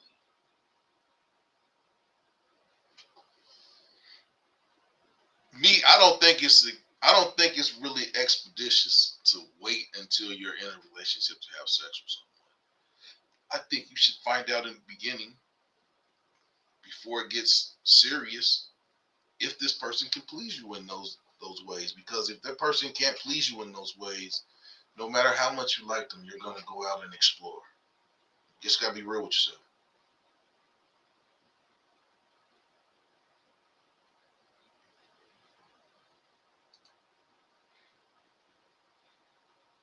If you're not giving them sex, if you're not giving them sex, they're still getting sex. Okay, cool. Yeah, you scared me there for a minute. I was like, I'm gonna have to put four more in the mail. So yeah, if y'all want them Mass Appeal wine glasses, just let me know. Just let me know.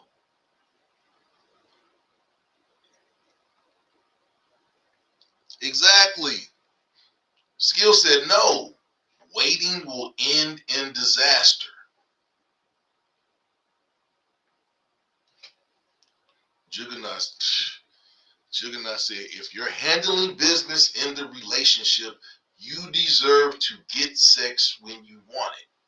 If you a bum, hell no. If you lazy, hell no. But lazy chicks are having sex, just not with you.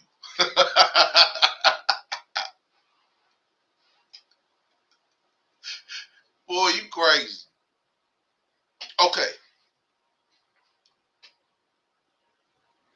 ladies, And this is a question for the ladies because I think this is really, really important to ladies.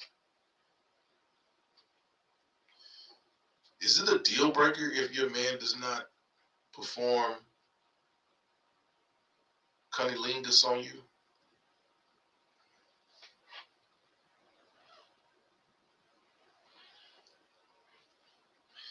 Is it a deal breaker if your man does not perform cunnilingus on you? It's an easy question, ladies. Is it a deal breaker?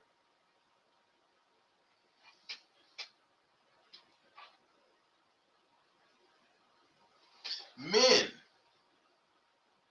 is it a deal breaker if your significant other does not perform fellatio?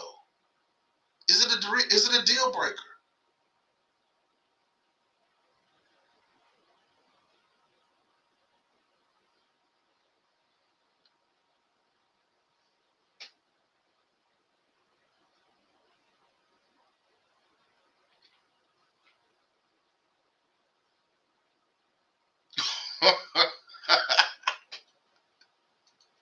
Most of the time, yes. It's a deal breaker if your man is not going down on you.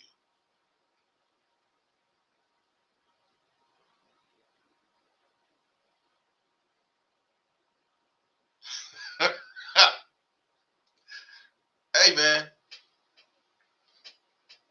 you gotta, man, a lot of these, what brothers don't understand is you gotta make that woman forget them toys. You gotta make a woman forget them toys. You gotta be putting in work where ain't gonna be no time to pick no toys up. Cause if she need a toy, then something you ain't doing ain't doing. When something you ain't doing it. I asked you, you like this? You know, but you could tell. I know women like a hand on their neck. You put a hand on your neck, it turns into a geyser.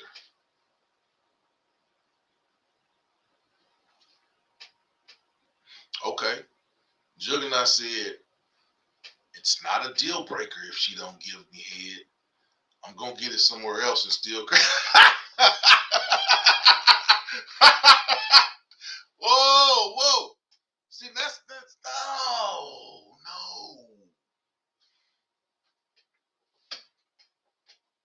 Exactly. Wow. So if she don't give you head, you're gonna get head from somewhere, basically what you're saying. So it's a deal breaker. So it's a deal breaker. But what's funny is when you want a woman to do it when she's on her monthly, they don't want to do it then. That's when I need it. When you add a commission, that's when we need it. But y'all don't want to do it then. I don't get. What am I getting out of it? My satisfaction. That's what you're getting out of it. My satisfaction.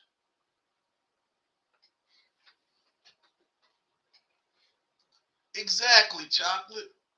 A rose isn't a man. Sad that a woman would want that over. That is sad. Sad on the dude's part because you brothers, y'all gotta be doing something to make these women not even think about that toy. For real. I don't give a woman a chance to. Can I get? Can I? No, your head's banging into the head. No, I'm joking. I'm joking, y'all. I'm joking.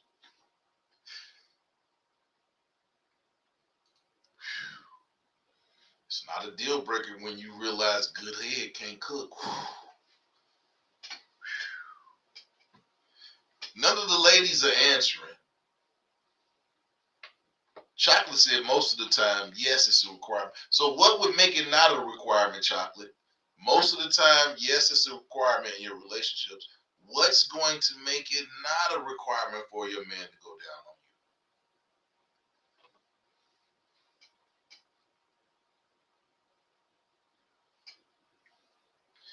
you? And then another thing, women, how y'all like a dude to let y'all know y'all want him to do it? You don't like us to, y'all don't like us putting it in. How y'all want us?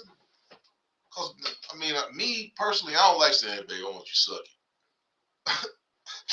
How are we supposed to let y'all know we want y'all to suck it? But put it in your face?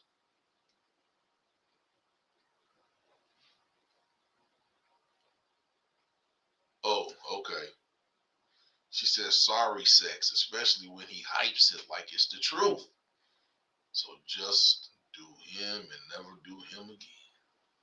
Should let him know that he wasn't as good as those. Wow. Right, everybody ain't for everybody.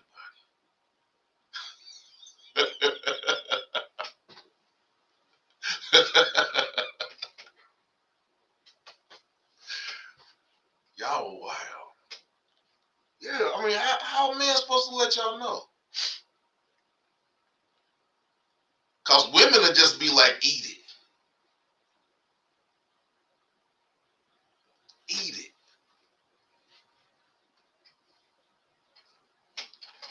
Eat it. But if I grab your hand and put your hand, don't be grabbing my hand and put my hand. You will push my hand and push my head. But I can't put your hand. I can't put your hand.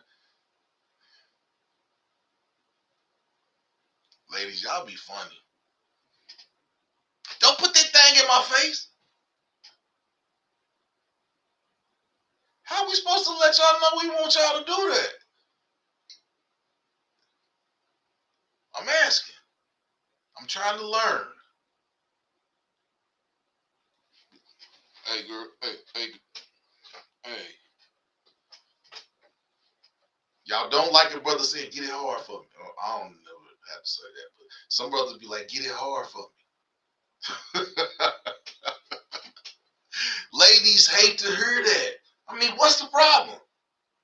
How is a brother supposed to tell you he wants you to do that? Please tell me. Please tell us brothers that's in here tonight. How are we supposed to ask you to rock the mic? How do we ask? Because like I said, women just say eat it.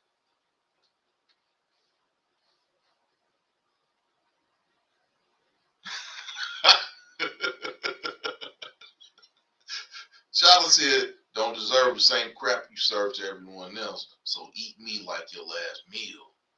Most women don't need guidance. Wow.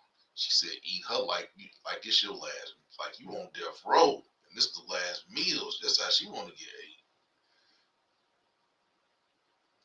Wow. Juggernaut said a pillow princess is the worst, like having sex with a dead body. Wow. Whoa. Yeah, them lazy women, y'all ain't fun.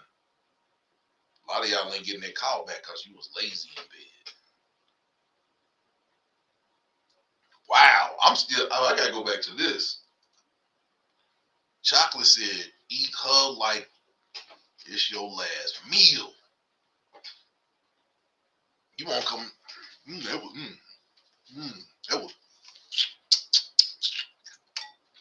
was, that was, that was mighty good. Let me go get some more.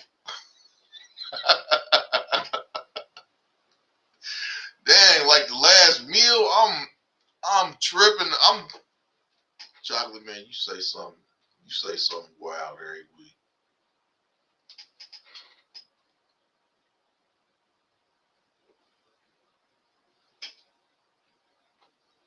You say something wild every week.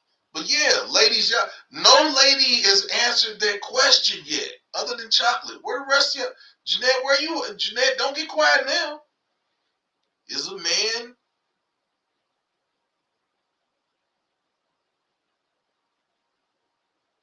man required to eat your goodies, to be with you? Wow. Chocolate said, you will have more fun if you do. That is a lie. That is a lie. Because I put in work before and I didn't get no reciprocation and she didn't get no callback. So that's when something that wasn't gonna be a one night stand turns into a one night stand. Yeah, don't have me don't yeah, don't have me tasting your goodies, and then when I want some, when I want to put this candy cane in your face. Oh no, I don't do that. Oh no, I don't be doing that. Okay, well, you won't be coming back over here no more. Yeah, yeah, you won't be coming back.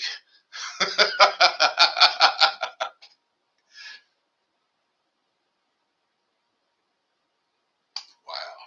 This dude said, Juke said, yeah, I'll eat you like some wings or steak dinner. You wild too, man.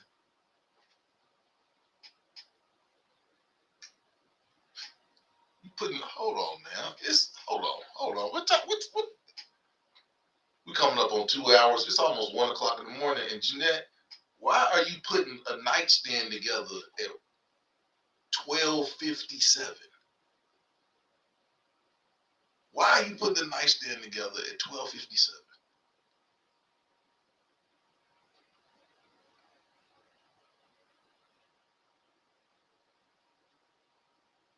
Yeah, don't, yeah, chocolate. Don't come with that BS talking about if you do, it'll be more fun. No, what it is a lot of women don't. They want to come like that, but they don't want to come from no. They want to come from their tongue, but they don't want to come from no.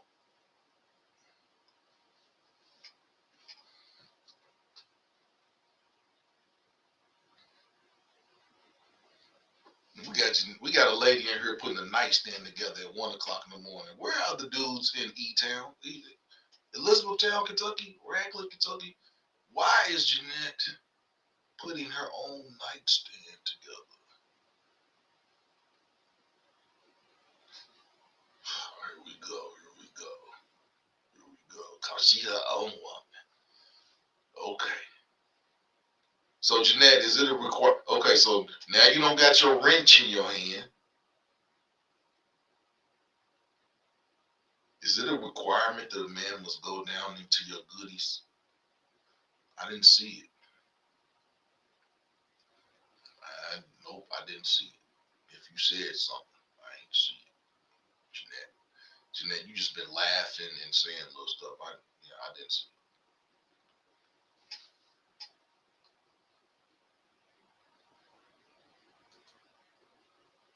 Okay, Chocolate said choose the right one, not the one you hope. Choose the one you know.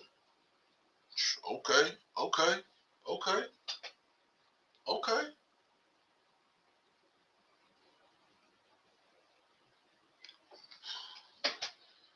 Hold on now. Hold on, I'm a union buster. Hold on. Hold on. What? Put it in your mouth with a put what? Who you? What?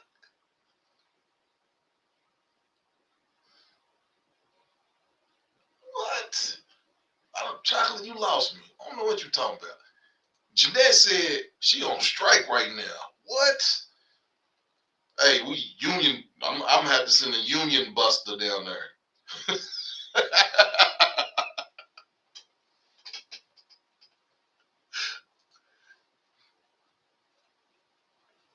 Juggernaut said any kind of unprotected sex is like intercourse without a condom. Don't bleed up. Hey man, exactly. Hey man, yeah. You go down on the wrong person, come up your lips be you don't be looking right. My teeth ain't yellow. That's this damn blue light.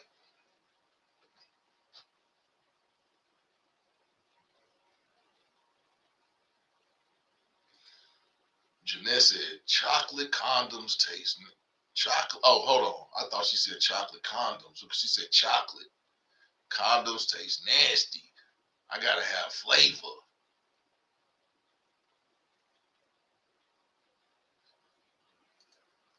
Chocolate said eat it with a safety square, a dental dam. You gotta just be with somebody you trust. And people, if you don't have your my chart, you better get it. It's coming to that. Clean my chart. I get it. Better have a clean my chart. My chart clean.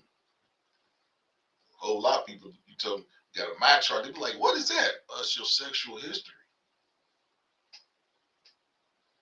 Eat it with a safety square.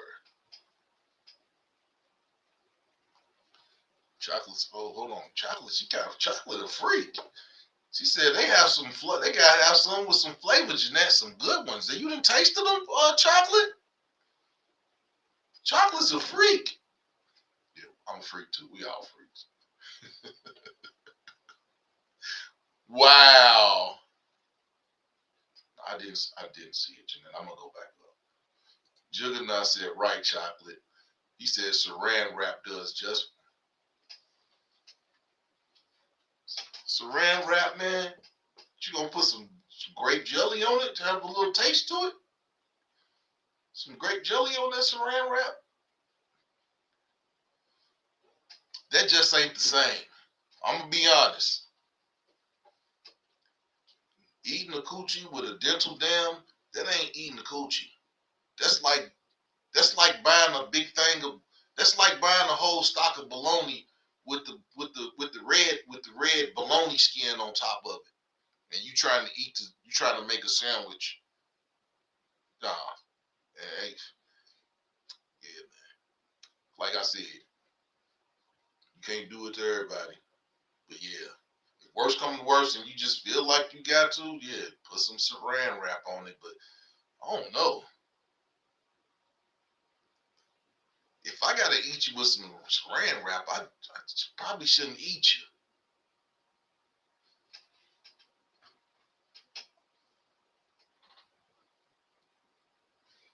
Wow, saran wrap. You can get it. If that's the case, you might as well just go to Dollar General or Family Dollar and get the saran wrap they got in there. You sound like dude that used to be married to Khloe Kardashian. He said he was out here using saran wrap as condoms. You sound like him, brother.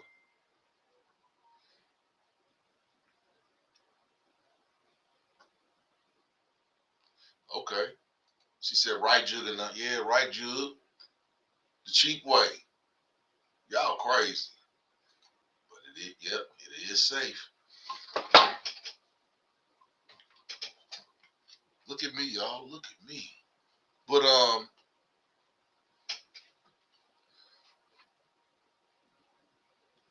keeps the freshness in.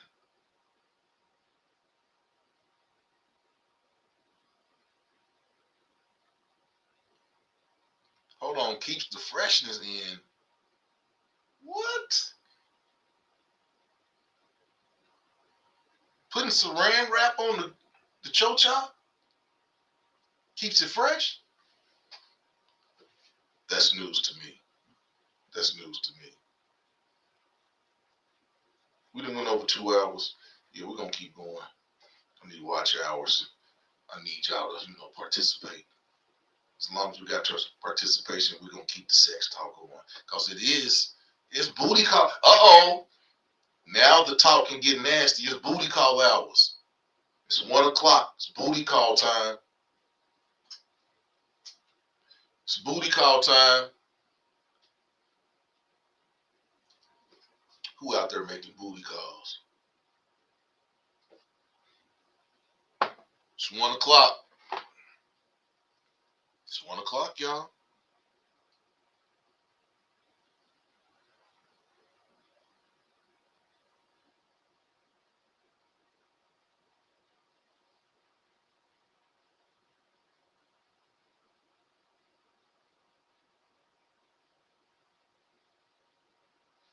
It's booty call hours. It is booty call hours.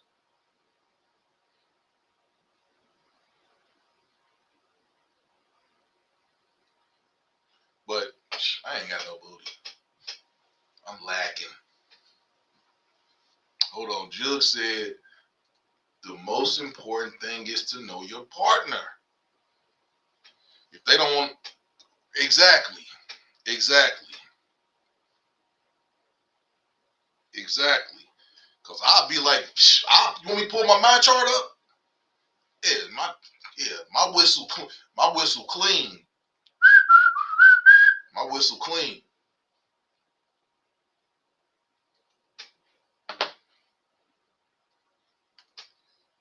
Yeah, lady, I better start asking for people's mind charts.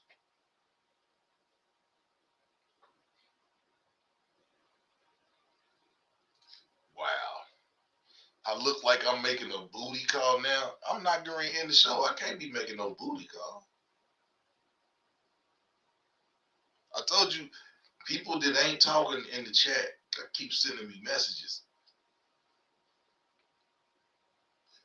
Yeah, man, hit the like button. Hit the like button. Hit the like button.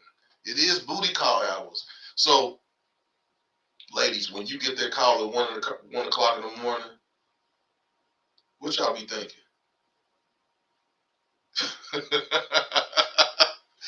What y'all be thinking when that phone go off at 1 o'clock in the morning?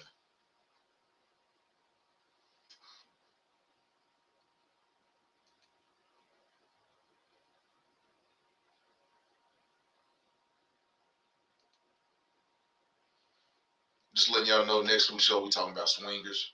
Swingers, swinging. It's next week's topic.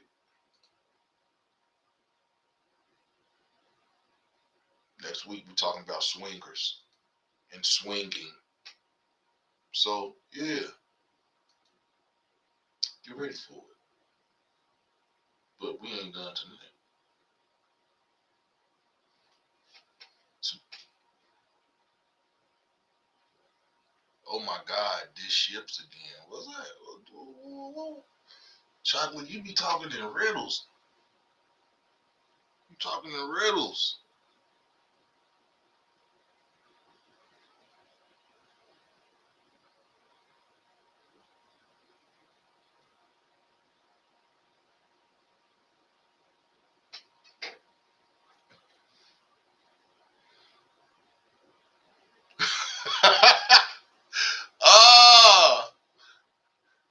Ah, this dude said, damn, my food stamps just hit. I can booty call and pick you up something at this dude here. Wow. Don't answer? Don't answer.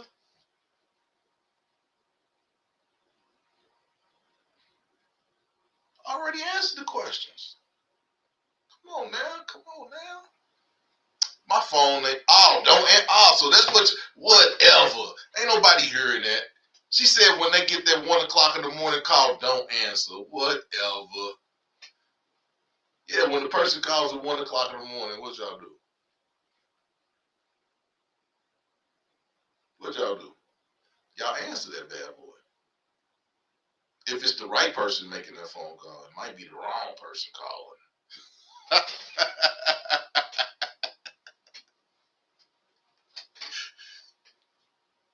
Yeah, when the person calls at 1 o'clock in the morning,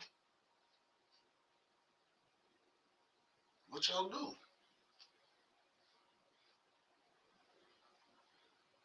It's booty call hours.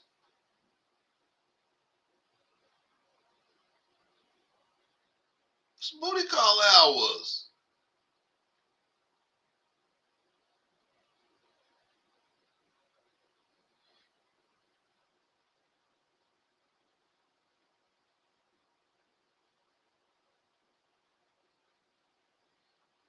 Booty call hours. What?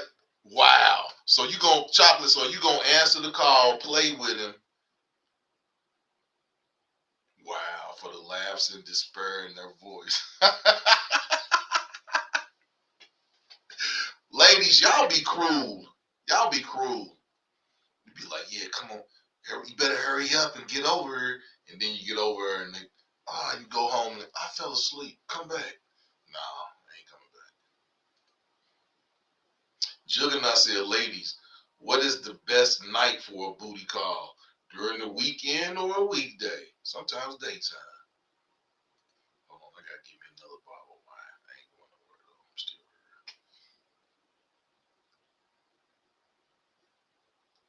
The best time for a booty call is when the urge hits.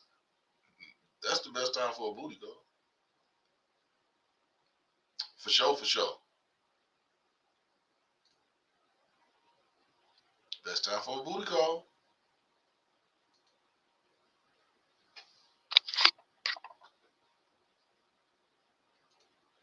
I'm still here, still talking. Just gotta get my wine. What is the best night for a booty call, ladies? Wednesday? It's hump night.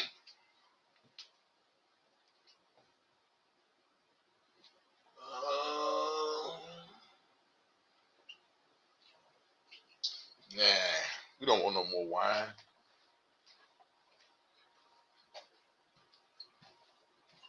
Wine before liquor, you get sicker quicker. Liquor before wine, you will stay fine.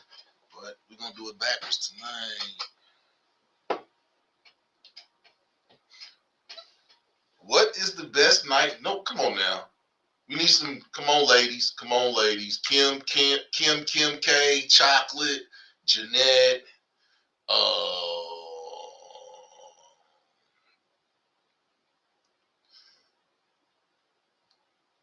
Bud Files, Sue.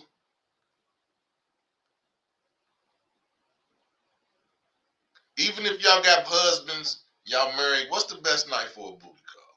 What's the... Ooh, she said sinful Sundays. Oh. Says sinful Sundays. Yeah, Wednesday nights. It's hump day. Hump night, hump day. Sinful Sundays. Oh, okay. Chocolate said when I'm off, I need 4 hours or more after work, weekend, no late Sundays.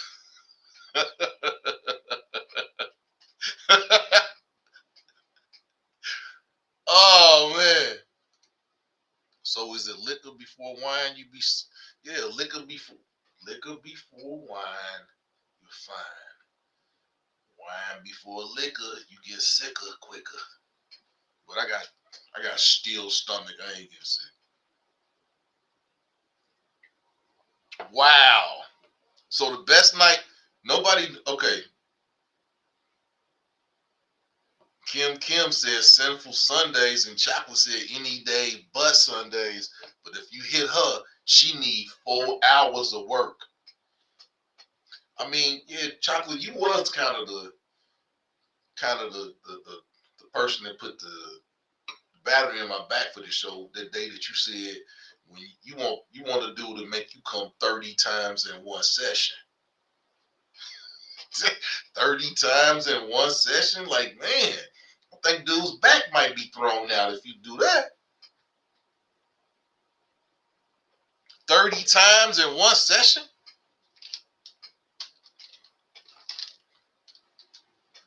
She want that work, fellas. She said she want 30 planners in one session.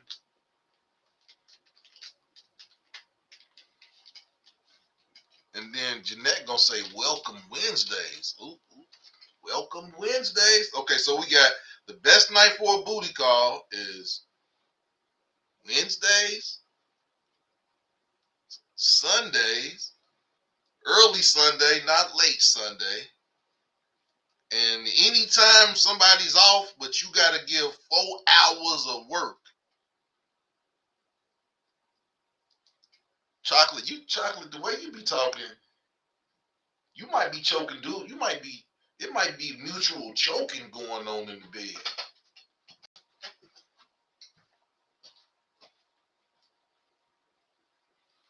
Might be some mutual choking going on over there because you talk like you be choking dudes.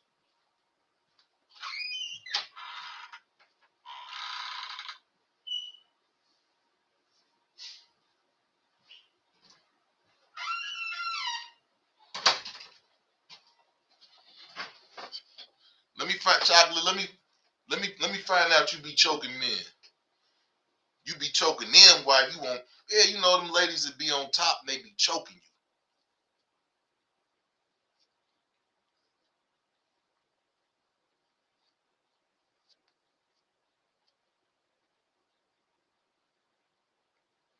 Hey, Chocolate said, hold on. Chocolate said, every day if I'm married, even lazy sex. I don't know what that is. What is that? Exactly what is lazy sex?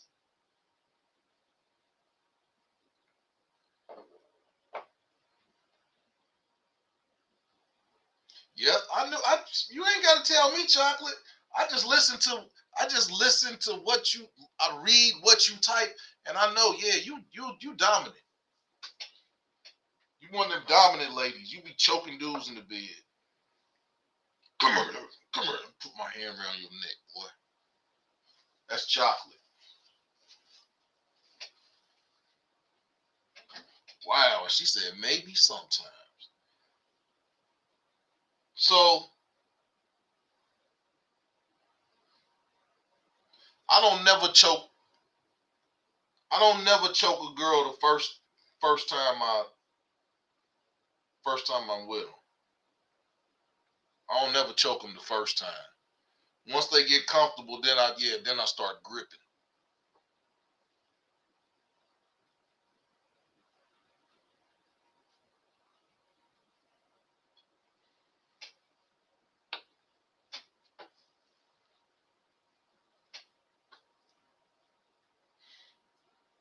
Jeanette, did you get that? Did you get that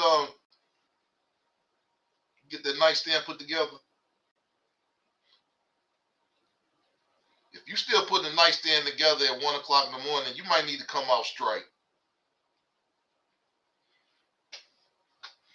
You might need to come out straight if you're still over there at 1 o'clock in the morning putting a nightstand together. See, that's a little bit. That's a little bit too much independence.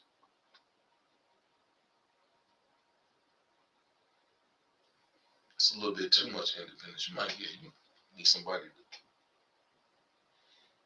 You might want to come out straight. You need somebody. You might, yeah. You need you come out straight. Cause when women don't get no sex, y'all get mean. When women don't get sex, women get mean. Women get mean.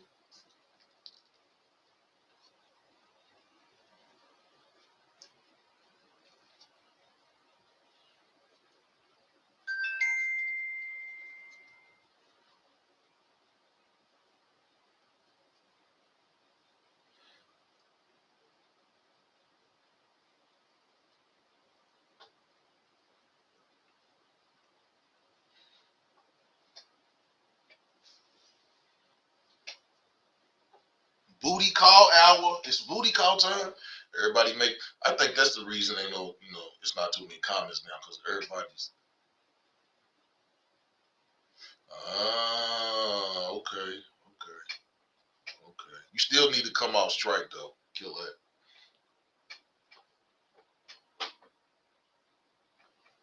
But it's booty call. That's the reason everybody's quiet now. Everybody's making them booty calls. Everybody's making them booty calls.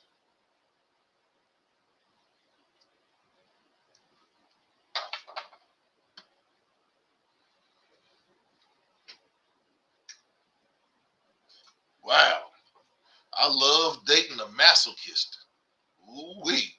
Oh, wow. Wow.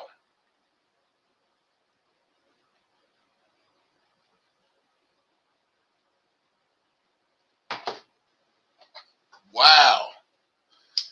Y'all heard that, fellas?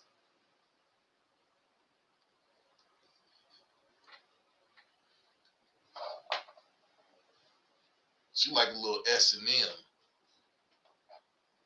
What's that, Christian Grey? You like that Christian Grey?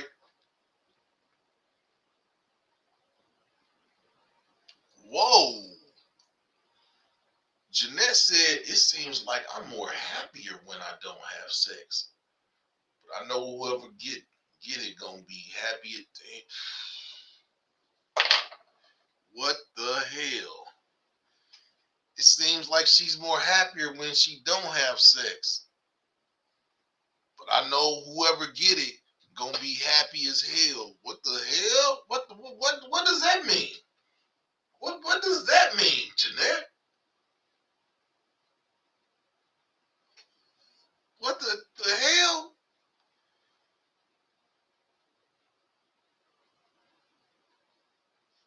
What the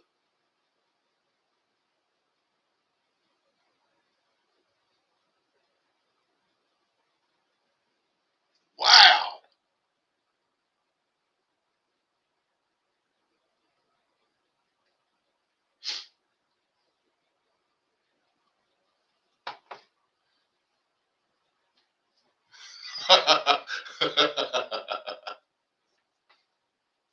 He said, Jeanette, you've been like that forever.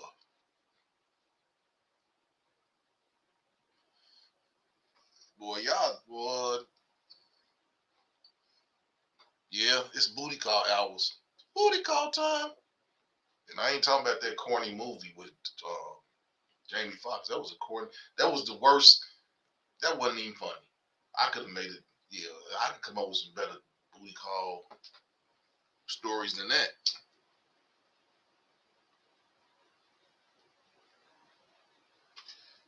So, ladies, when y'all make a booty call, do y'all do it in the morning or do y'all wait till the evening?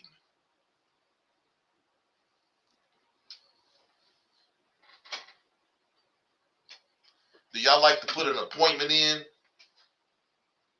Y'all get an appointment or y'all go out? Men go out spur of the moment when it comes to stuff like not really spur of the moment, but they know who they gonna call. But dudes don't call like, yeah, baby, it's Thursday morning. I'm coming over tonight. We probably call at 10 and be like, I'm coming over.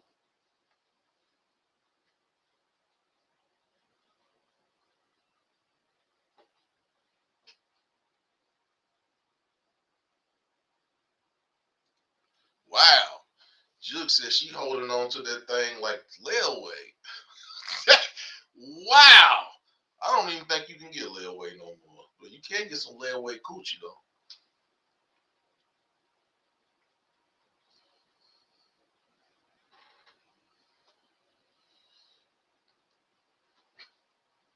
So, single ladies out there, what's the requirements for a booty call? What's the requirements for a booty call partner?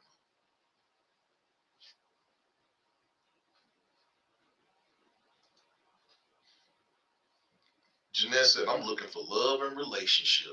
Someone on my level. When I was in a relationship, I had to go through not being happy and it made sex not good. Yeah, you can't, if you're mad at somebody, I never understood makeup sex. I, if I'm mad at you, I don't want to give you no stiff Peter.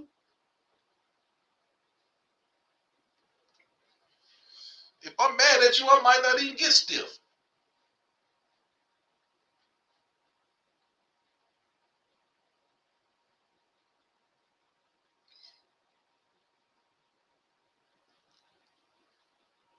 Man, I don't understand your makeup sex.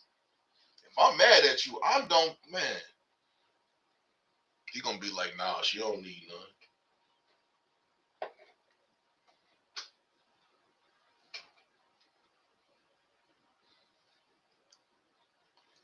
That is a fact, Jug.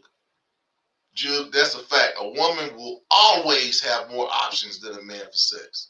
You know that because women be over your house, they come see you and phone be ringing out the hook. Click, click, click, click, click, click, click, click, click, click, click, click, click, click.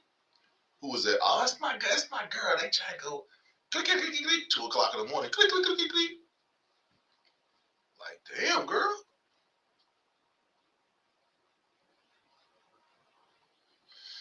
A woman will always have more options than a man because the men are the chase. I mean, men chase. Wow. Jeanette, you single, you ain't on strike. You kill that. You ain't got no. You said that like you got one of them placards on strike hanging around your hip. She on strike. She's on strike.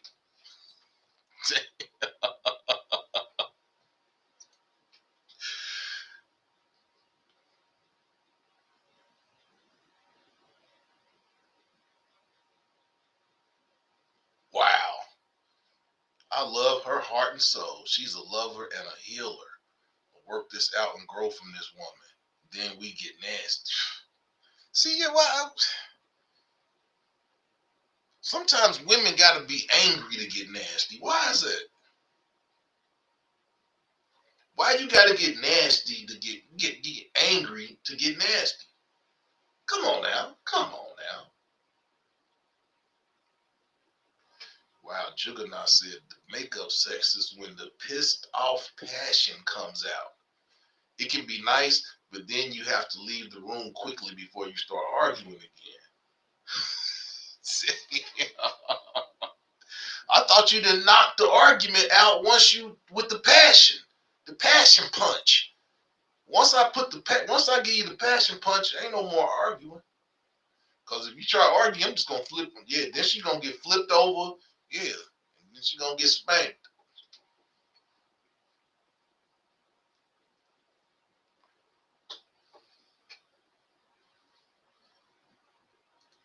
Jeanette said there's nothing wrong with being on strike. Says the woman. I know some men that would be like, hell, man, why is she on strike?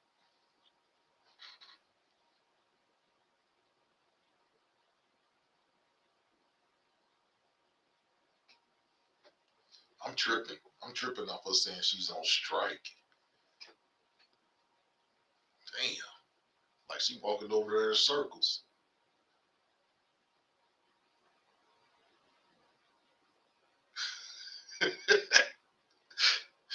Yes. Don't break your no sex for a dud. Damn.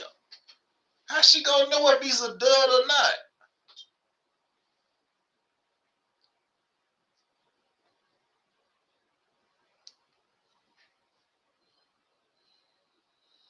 But she said she got the water over there. She got stuff to quench a man's thirst.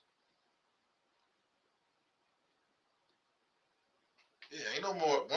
Once we done had the makeup sex, ain't no more arguing. Yeah, ain't no more arguing.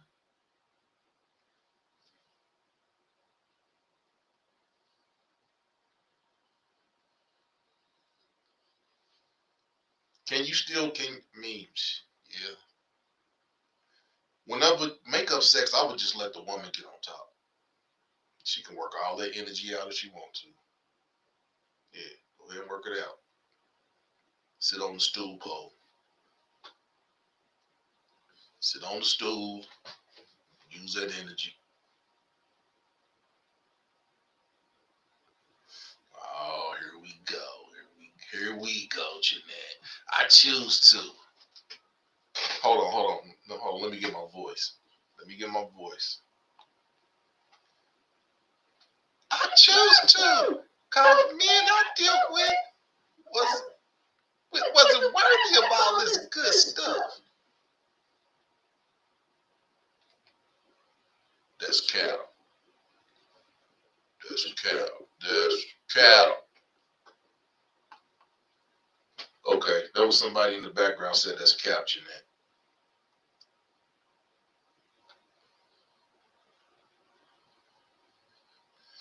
No, I know that, Jeanette. I meant walking in circles like you on strike with the little card wrapped around your waist saying on strike. UAPUS on strike.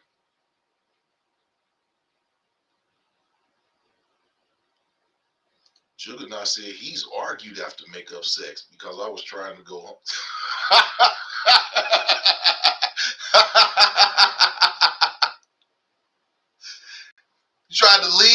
Tried to leave, and she said, "Nah, you ain't going nowhere, ninja."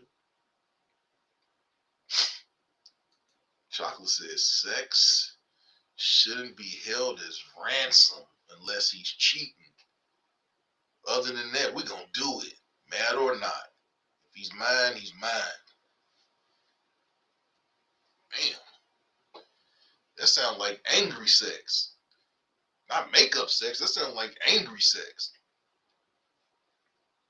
Man, I'm cracking. Y'all got me tripping.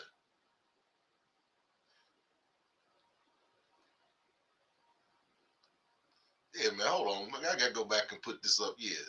She chose to be on strike because the men I deal with wasn't worthy of all this good stuff. Exactly, Judge. Women be capping when they say it's some good stuff.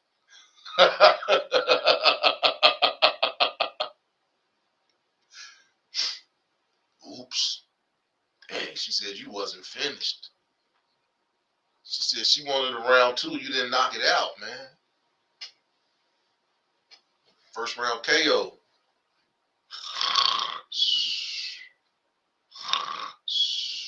Then that's when you leave. Up, up, up. Ain't no capping over here, damn it. Ain't no capping over here.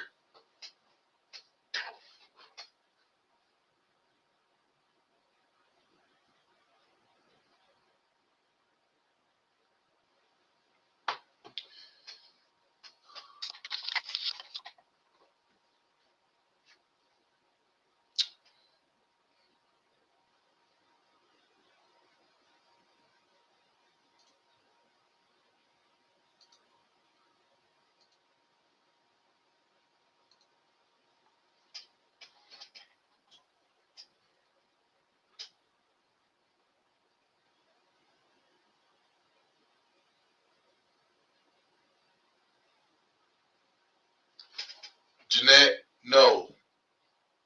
No. I won't be doing that. No. Nah. Don't need that. Nah. Nah. Jeanette crazy as hell.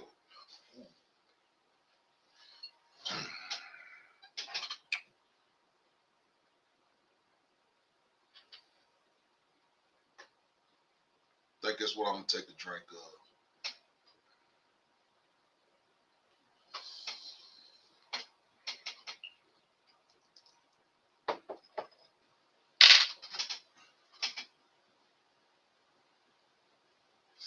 You don't be clapping? You be capping? You don't be clapping, but you be capping? Is that what you saying? No clapping? Just capping.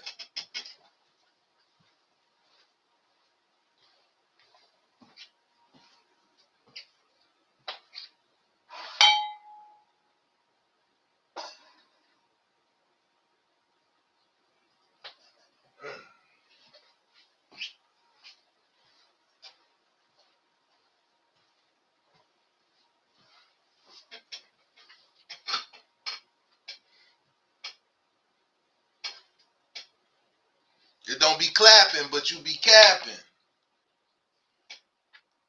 Is that what you saying, Jeanette? It don't be clapping, but you be capping. I don't need too much of this. This white Henny is the bomb. Thanks, friend. Thank you.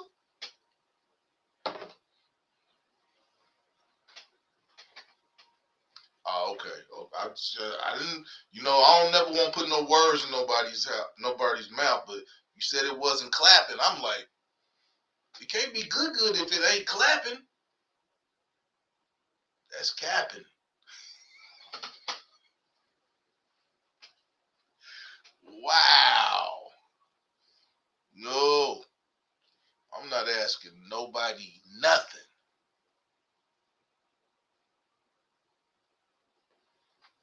Exactly. That's what I was saying, Judd. If it's clapping, she might not be capping.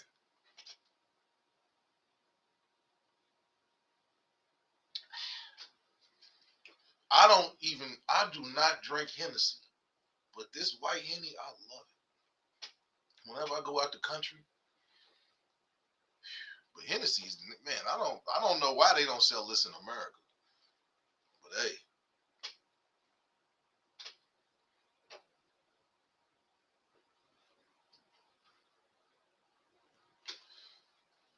Jeanette says she's blind. Oh no, you blind? Walking around with that little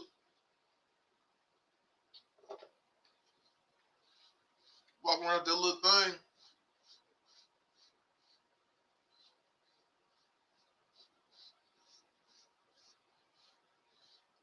I'm gonna look like a different person in about a week.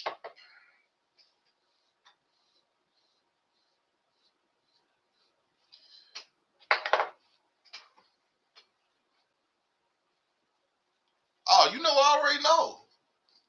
Where you think I be drinking today? You know, I know. Yeah, the duty station up. I just don't be bringing it back with me.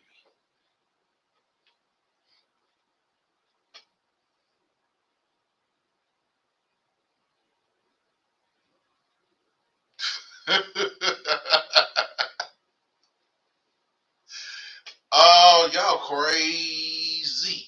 You hear me? You hear me? Y'all crazy. Chocolate, Jeanette. Where Scorp go? Scorp in the corner. Scorp, come out that corner. Scorp, where you at? Come out that corner.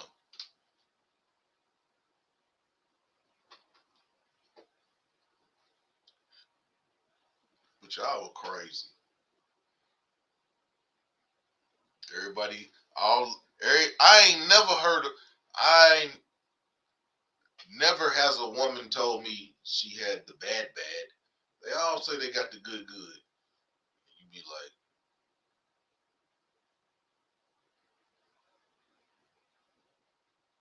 that's good good.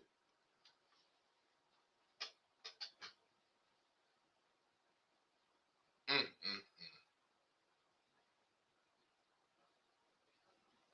Yeah, Henny is nasty. I cannot drink it. I drunk Henny one time. But you know what? I went home about 3 weeks ago, and my homeboy had a bottle, and I took a little sip because I didn't want to be. Yeah, but I can't drink it. Henny turns me into a werewolf. But you know what? I might drink some Henny. I need some hair to grow on my head. I turn to a werewolf. Might make my hair grow. Nah, I don't think so, Jeanette. Don't nobody know. I'm the only person in here who knows him, so I don't think he's in here. And I wasn't. I cut I didn't put it on Facebook tonight. I don't put this on Facebook. I don't care about my mother seeing some other, but she watches it anyway. But yeah, I am nah. My mother, she will watch it after she'll watch it afterwards and then call me and complain.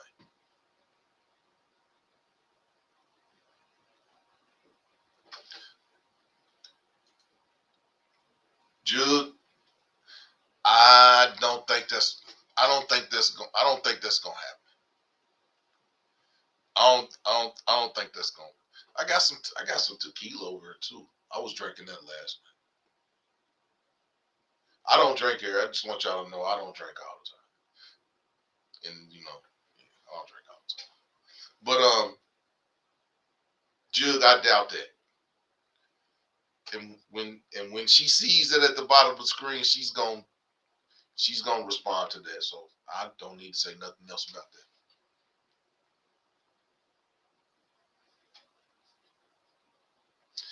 that. He said you got to bust it wide open for baby daddy again.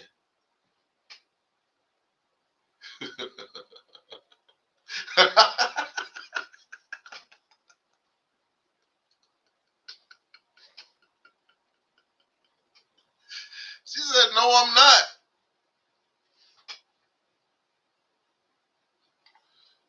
I might, you know what? I might go tell him you was thinking about him. Be like, man, she brought you up. She was thinking about you. don't want Jeanette mad at me.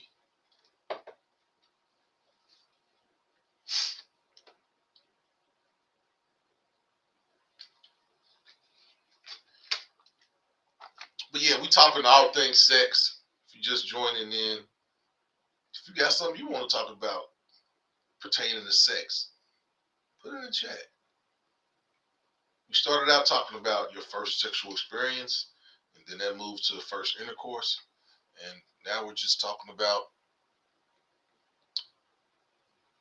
women and men. Booty call hours. Cause yeah, it's booty call out. Right now, 12 to 2, 1 o'clock to 2 o'clock at the club is the power hour. It's the hour they're gonna play all the good music.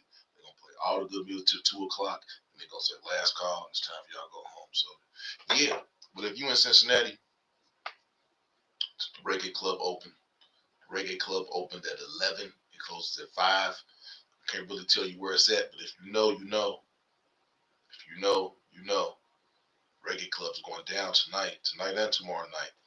Can't tell you where it's at, but if you know, you know.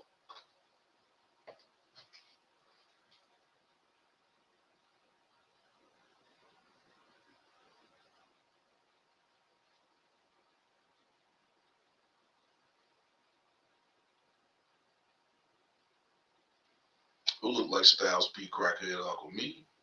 Damn. Styles P. Crackhead Uncle? Nah, man, I look rough, man, because it's cold, man. I'm letting my beard and my mustache. You know, I rock the bare face, brother. I rock the bare face. But it's cold. So I'm letting some hair grow on my face for a change, something different. But yeah, I said I was looking rough. I said I was looking rough earlier, Deuce Jedi. But yeah, man, I don't think I look like Styles P. Crackhead Uncle though. But sheesh. Hey man, you gotta be able to laugh at yourself. You can't laugh at yourself. You can't laugh at nobody. Damn, a man said I look like Styles P. Crackhead Uncle. Damn. Damn, player. Come on, man. Everybody have a rough day. Deuce Jedi. What's good though, brother? What's good though?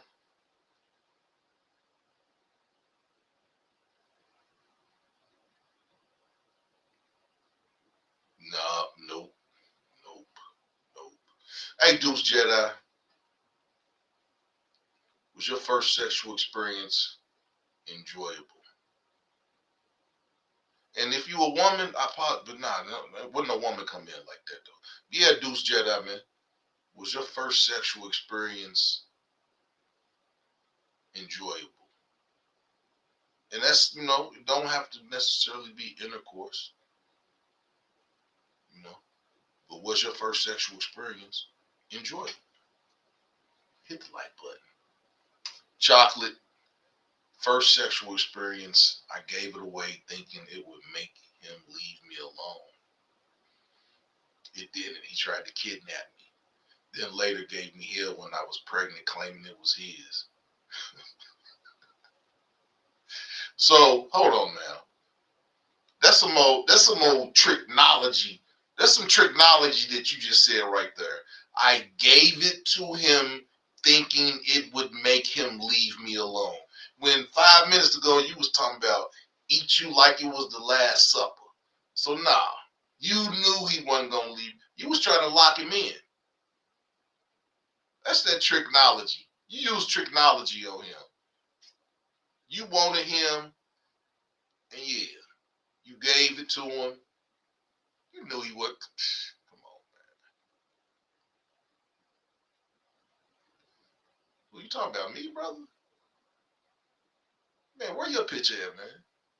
Here, man. Here, come here. Get on. Here, I'm gonna put this up, man. Get on camera, cause the people that be trying to joke with no picture, man. Here, man. Come on up here, brother. Come on up here, man. He said I get excited over seeing legs. This dude don't know me. But yeah, come on up here and get on camera. Let's see what you look like. Now watch this motherfucker to mock what's the dude on the Young and the Restless? You gonna come up here looking like that fool.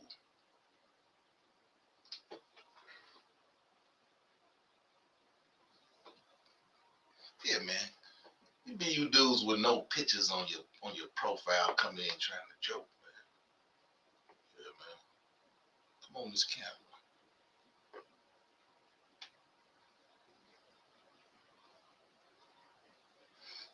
What?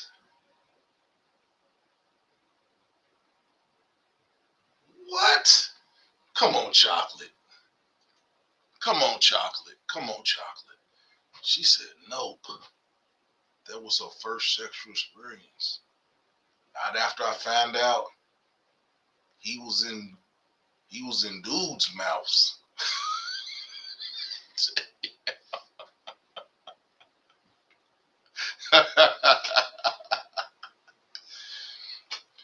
Deuce Jedi, nobody's laughing at your jokes, man. You're the only one laughing. So, you know, you can keep on throwing your jokes, man, but ain't nobody laughing at your jokes, man. They corny.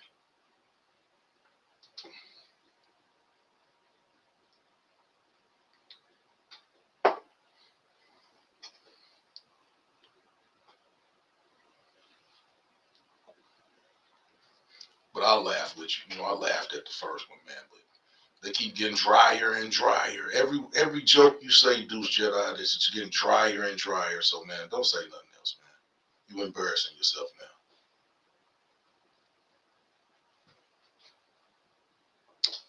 Whoa. Chocolate says she found heaven in a man's mouth.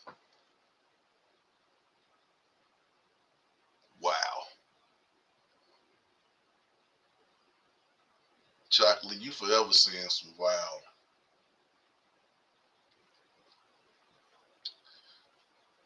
Dude, what are you talking about, man? What are you talking about, man? Read the chat and look at the camera at the same time. I mean, how can I do that? The chat ain't in front of me, man. The chat is right here in front of me. This dude, he comes in, he wants me to talk, he wants me to look at him. You weirdo, man, get out of here, man. This is a heterosexual room, man. And ain't no disrespect to gay people, but man, yeah, man, when dude tell me look at him, man, that's kind of weird, man. Get your ass out of here, man. Talking about look me in the eye when you talk, man. What type of nigga is you, man? What type of nigga is you, man? Get on camera, man. Man, get on camera. Man, get on camera, man. Like I said, man, I'm just letting my facial hair grow out. I'm still good. And even with my facial hair, I fuck your girl. Even with my facial hair on my face, look at this, I fuck your girl. Now what you got to say about that?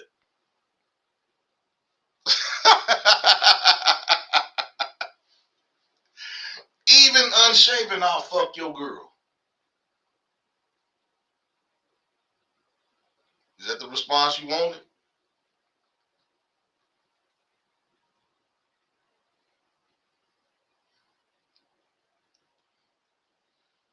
Even with my unshaven face, I'll fuck your girl. Now what?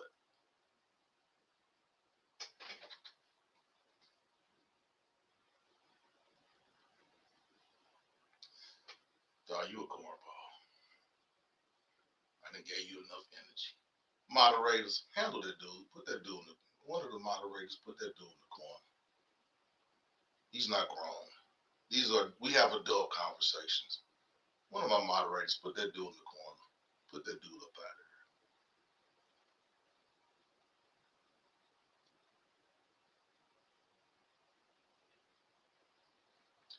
You know, we have respectable conversations here.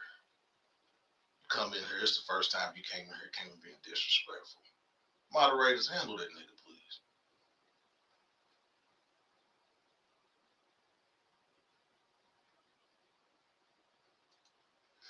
I ain't made no booty calls.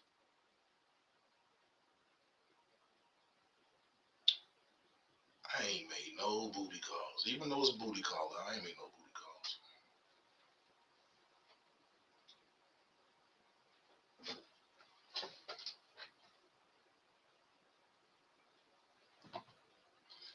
I don't know who I don't know who Deuce Jedi is. I guess he's Jar Jar Binks' little nephew or something.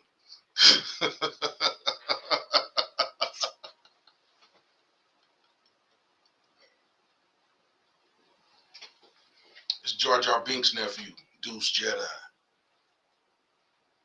Deuce Jedi. Two Jedi?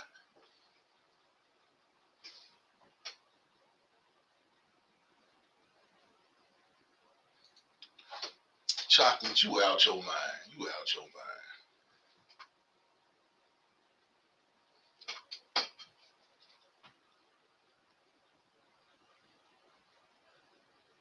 But yeah, we found out that the best time, the best day to booty call somebody, Sunday, Wednesday. Booty calls, don't call anyone on for future reference. Anybody out there, man or woman, don't call somebody on Friday night asking them what they doing. Don't call somebody on Saturday and ask them what they doing Saturday night. Usually people that, are forward thinking, their plans for Friday and Saturday are already made. And if you didn't make plans with that person, 9 times out of 10, you're not going to be able to make plans with that person on the weekend.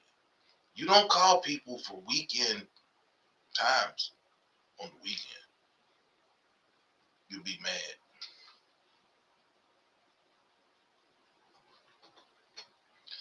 The best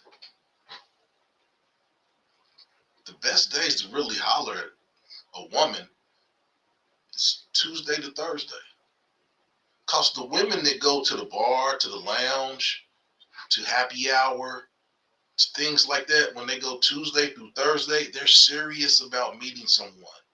People that go to the lounge and club, cigar on Fridays and Saturdays, those people are looking to be seen to get drinks bought for them. Which ain't nothing wrong with that. But yeah, women are more engaging at the bar, the lounge, Tuesday through Thursday. Because when women go to the bars and the lounges Tuesday through Thursday, they're serious about meeting someone. You're not going to seriously meet anyone on a Friday night or a Saturday night. Just go meet people that want you to buy them drinks. Future reference.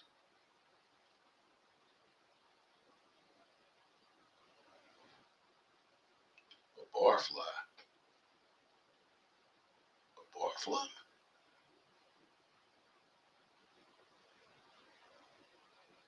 Who wants a barfly? What is a barfly?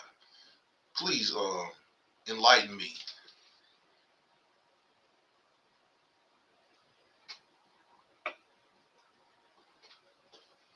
Enlighten me. What is a barfly? I know what beer nuts are, but I don't know what a barfly is.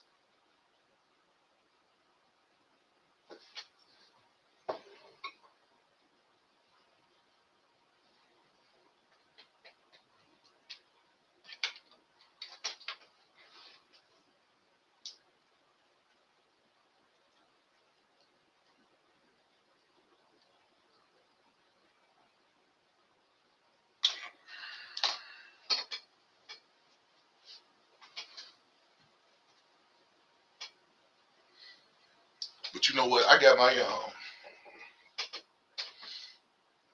I have an AI answering service that answers those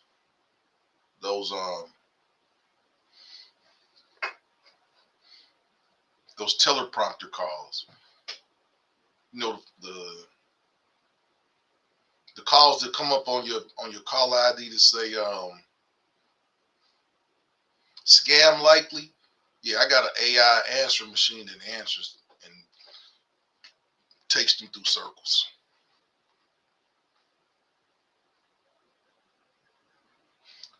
Ooh, oh, okay. A person that's not desperate, that wants to be nasty and have one on the deck at all times. Hey, ain't nothing wrong with that. Ain't nothing wrong with that. Having some on the deck at all times.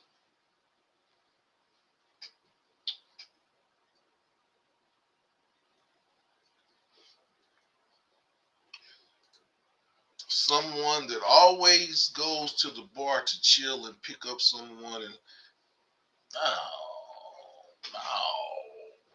you don't never go to the bar to man. I don't understand things like that. When people are looking for love in places that you're not gonna find love, but people think that they can find love in these places. I'm at a loss. I'm at a loss. I guess you can. I look at going to the when I go to the club on the weekend. I'm going to have fun. I'm not trying to get no phone numbers. I'm not trying to get no Instagram address. I'm going to have fun because I know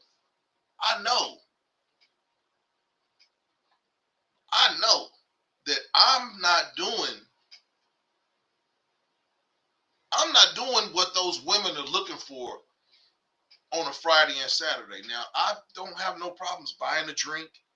If I'm having a conversation with a woman, I don't mind buying a drink, but I'll buy the drink and walk off because yeah. And 9 times out of 10, when I'm at the club, I'm at the point right now where I don't even approach women because, like I said, everything right now is transactional. Everything now is transactional. Unless you're dealing with somebody that you've been dealing with. If you meeting people and new people, everything's transactional. Everything's transactional. Yeah, yeah, exactly. Exactly. Yeah, I had to cut the light on for that hater. Yeah. Motherfucker trying to, man, is he out of his mind? Man, I'm beautiful over here, man. I got an uncle named Pretty. The hell's he talking about? Get the hell out of here. Somebody, mother.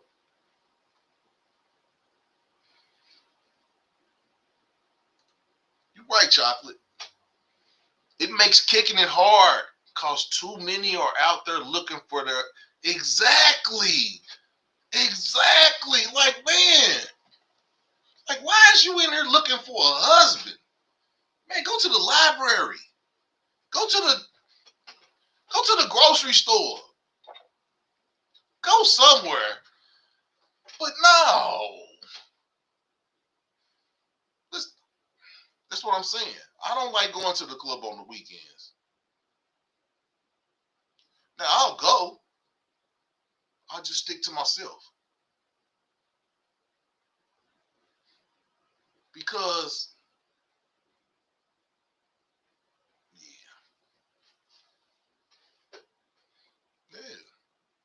yeah, cause the stuff that we Jeanette, the stuff that we did when we was younger, stuff we did when we was younger, when we was living in North, we don't we've elevated. We do things now that are, it's on an elevated. I don't do at 52 years old. I don't do what I did when I was. I mean, some stuff I don't do like I did when I was 32. But yeah, in terms of emotional, mental things, I don't act like I did when I was 32. When I was 30, I didn't do stuff that I did when I was 20. It's like you gotta graduate. You gotta graduate. And then me, I'm a type of person, I reinvent myself every 3 to 4 years. Because if you keep doing the same things that you were doing in the past, you will be in the past. You gotta we as people, we have to reinvent ourselves. I know I'm getting off the topic of sex, but yeah, we as people, we have to reinvent ourselves. You gotta reinvent yourself sexually. If you're doing something and you're not pleasing, your partners sexually, you might want to, go to the gym, get some new techniques, Stop putting the woman in the missionary position. I mean, yeah. Only a man that's insane does the same thing over and over, expecting different results.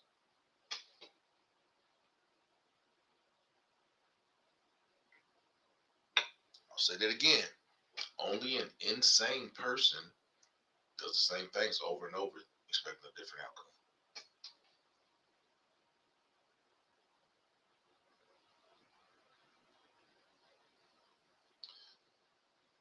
Oh yeah, I was really looking rough.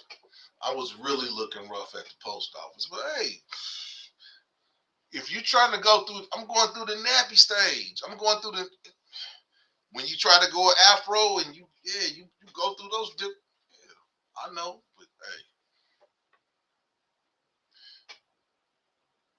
I ain't worried about it. I know I look good. I know I'm beautiful. I don't need some dude named Douche Jedi with no picture to cover here. Get me riled up. I could have, but emotional intelligence, emotional intelligence. I got y'all. Y'all the bodyguards. Y'all got him up through. He might still be watching. He just might have got some sense now or something. But yeah, y'all the bodyguards.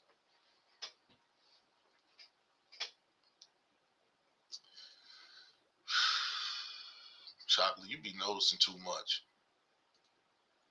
Chocolate said, we do the same. It's just more polished. We like having the same fun, just more. Yeah, exactly. And that's, yeah. And that's me.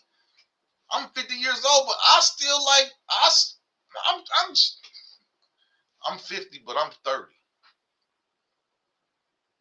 I'm 50 too. But yeah, I take care of myself. It's healthy over here. So yeah, I be trying to. When I meet women, I tell them I'm not a regular 52-year-old dude. I'm not. I'm not.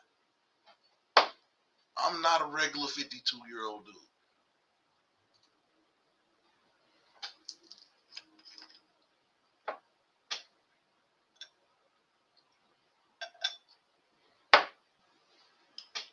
I'm not a regular 52-year-old dude. But sometimes you gotta show them, because a lot of people don't believe words. But it's a lot of people out here talking bullshit. It's a lot of them. It's a lot of dudes. What I've come to find out from some ladies is it's a lot of dudes, men out here sending fake pictures, men out here showing up saying they got 10 and they got 3. Fellas, stop doing that. Stop doing that. That's like a lady that'll catfish you and come over and think you're gonna give her some sympathy sex. Nah, I want the filter to show up. If that filter ain't at the door, then we get the hell out of here. Cause it ain't no sympathy sex. Ain't no ain't no sympathy sex. So you dudes is out here lying on your size, cause size matters to the ladies. Quit lying. Quit lying. Because when you get over there and you pull that little Vienna sausage out, she's not gonna give you none. Cause the days of sympathy sex, that's over with. People ain't desperate no more. People ain't desperate no more. So be truthful. Be truthful. And you dudes out here telling the ladies you gonna eat it. You gonna eat it because you know that's what ladies want to hear. They want to hear you gonna eat it because the ladies have already said that it's mandatory to get some sex that you gotta eat their coochie. All the ladies in here tonight said it's mandatory or you gonna be in the dust.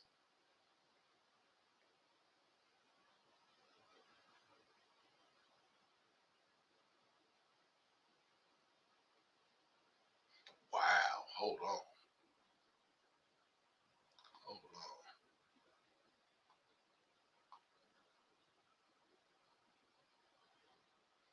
Jeanette said she pleased the wrong men. Now I know what I know. Now I'm good. Hey, life is about learning. Life is about learning, figuring out what you like, what you don't like. Yeah, we are all in this learning every day. And that's why I like talking about, sex. Sex changes on a daily basis. What people like, what people don't like, what's hot, what ain't. But yeah,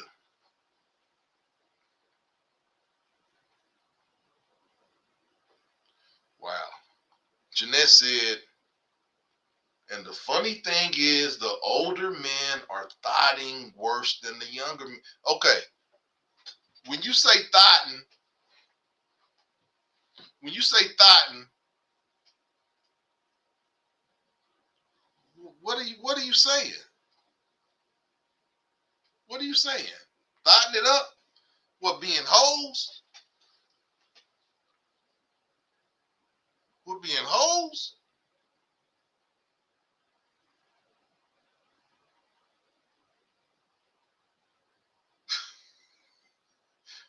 Yeah, exactly. Yeah, man, let them know, chocolate. I'm not your regular 50. I'm not your regular 50. I can date from 25 to 70. I can date women in a range from 25 to 70. That's how I'm feeling right now. My sister would, you know what I said I would never date nobody younger than my sister, but fuck that. I can date from 25 to 70.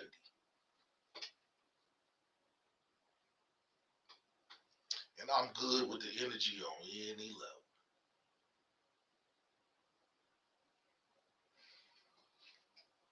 But I ain't out here thotting it up. Now, I am single, but I ain't thotting it.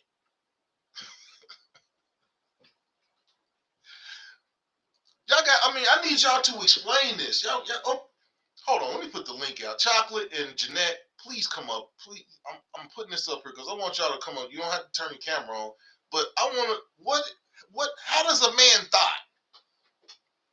How does a man thought?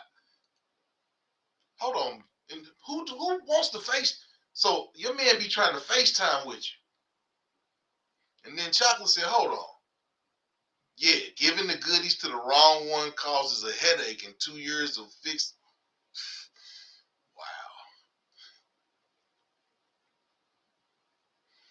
Chocolate said timing says a lot. If you hold back too long, problem give up too soon.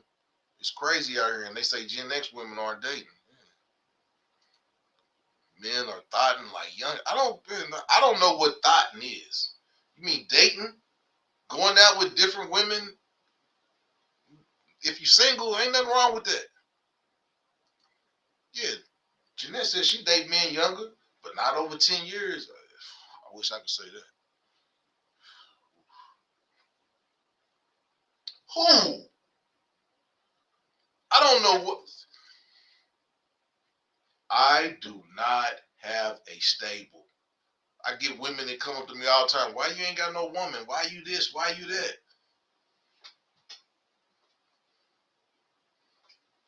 I do not have no stable.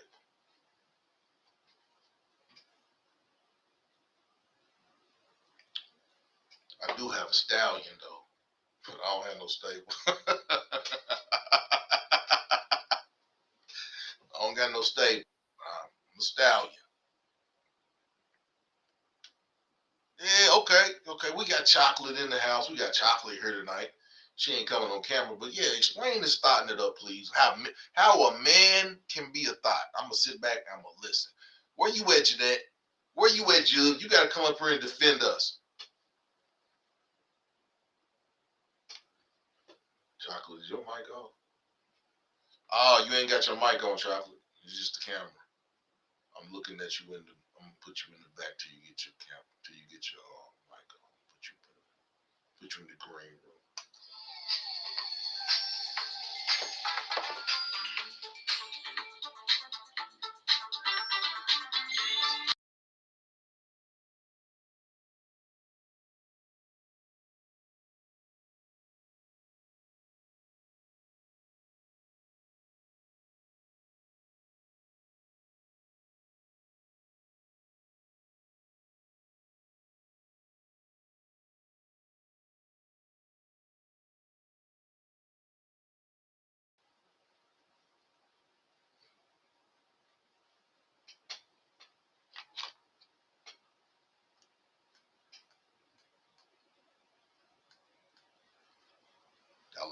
It's okay.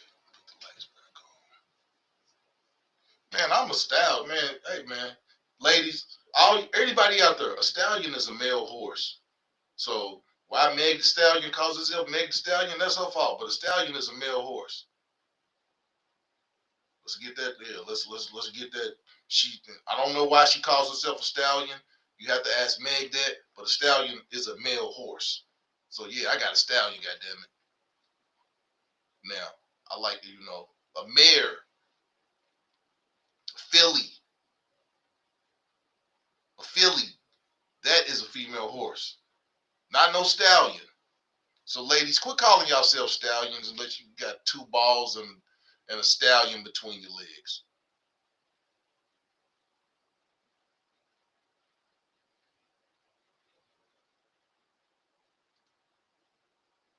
Exactly. Exactly. I don't want. No, I'm a stallion.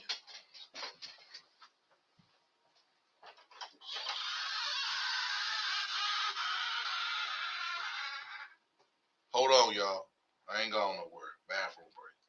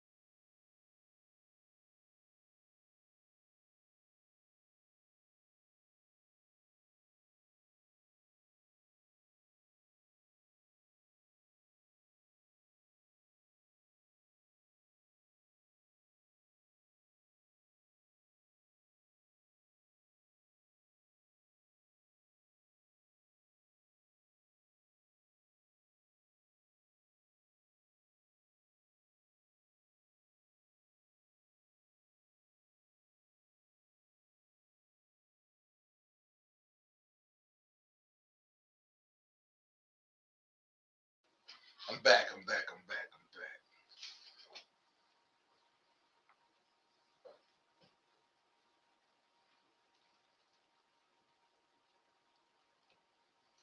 Wow. Meg the Stallion is a man? I mean, that's Meg the man, Meg the Stallion. Yeah, exactly. That's the dumbest statement. I mean, I never understood it myself why they allowed her to call herself Meg the Stallion because a stallion is a male horse. Chocolate talking about somebody got to get the hell out of here. Get the hell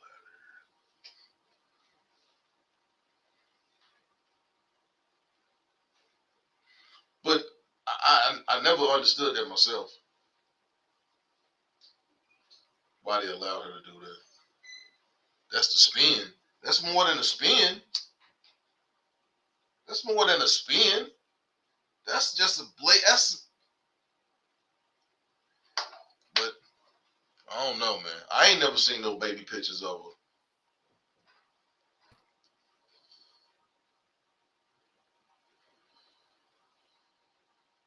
Okay, chocolate got us. Okay. Hello? You gonna have to cut that. You there? Yeah, I'm here. Okay, so what's your question? You gonna have I to mean, cut. hello, Maas. How you doing? I'm good. I'm good. How you doing? I'm cool. What's Cut good? that down. Cut that down. I did. I'm gonna turn it down some more. Yeah, cut it all. Is that better?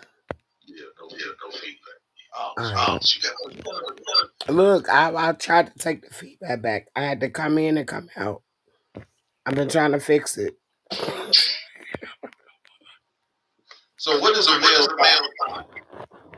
I I'm gonna cut my A mic off male now. thought It's gonna is it's gonna be it's like you're homosexual, but a male thought they just thought around like grown, old, young. They most of them are male chauvinistic pigs, but they got a little class about themselves. Women fall into it when you shouldn't, and most of them should just hit them and miss. Then you end up keeping them. They borderline homosexuals, hobosexuals with they got their own place. They live in their own. They borderline narcissists. Real, real thing. Just like a chick, they giving it out to anybody. Y'all claim women are worse. The men are worse. There are men out here, 60 something years old, looking like they barely 40, and then messing with every and anything, just as y'all claim women do. But I I see think more. the main thing is 25%. I'm being. It's What not did you like say? I said. I said 25%. So, but that don't mean I'm out here dating 10 women. No, I didn't say.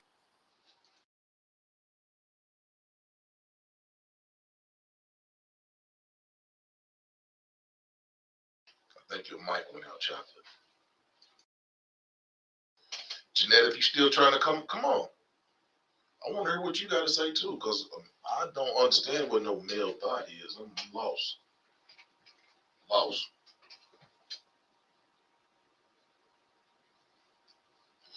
I think Jeanette's mic went out. Hold on, I'm about to cut the camera back on. I just got to finish up something real quick.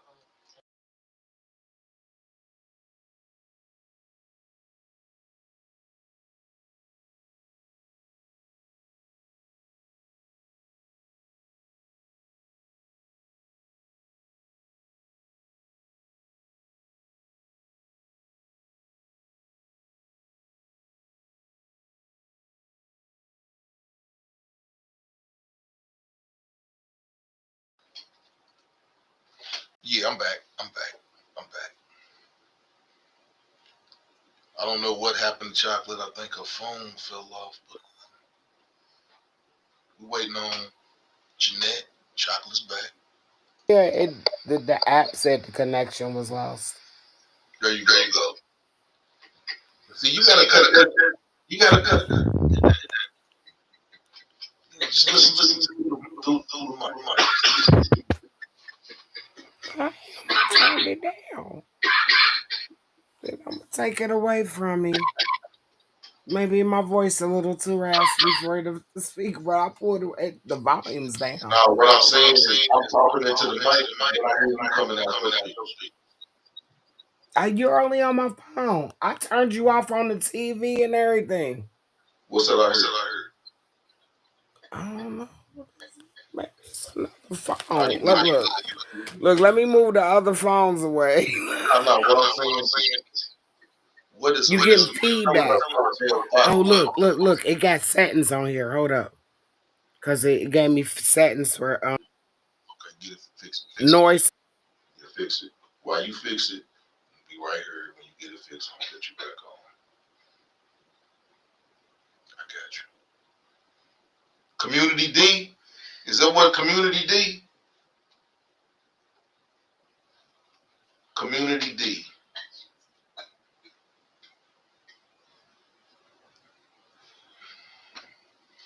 Community D.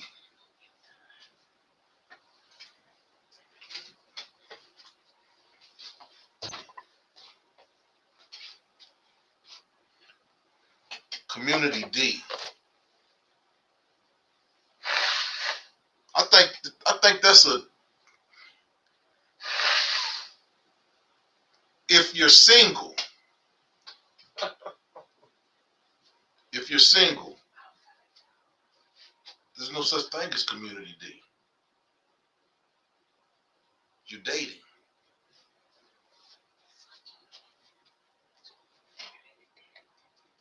Hold on, y'all. Hold on.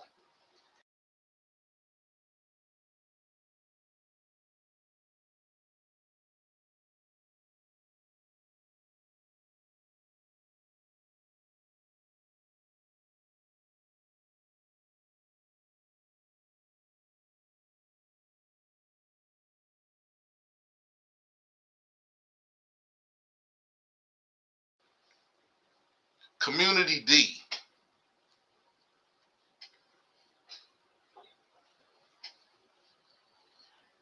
Jug said that, and then he said, yeah, that ninja's D is smashing the community of females.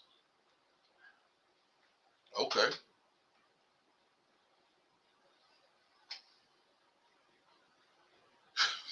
Just giving it to anyone, old school terms. And that's a brother that's telling us that. So I mean, hey, I can dig it. I can dig it. I can dig it.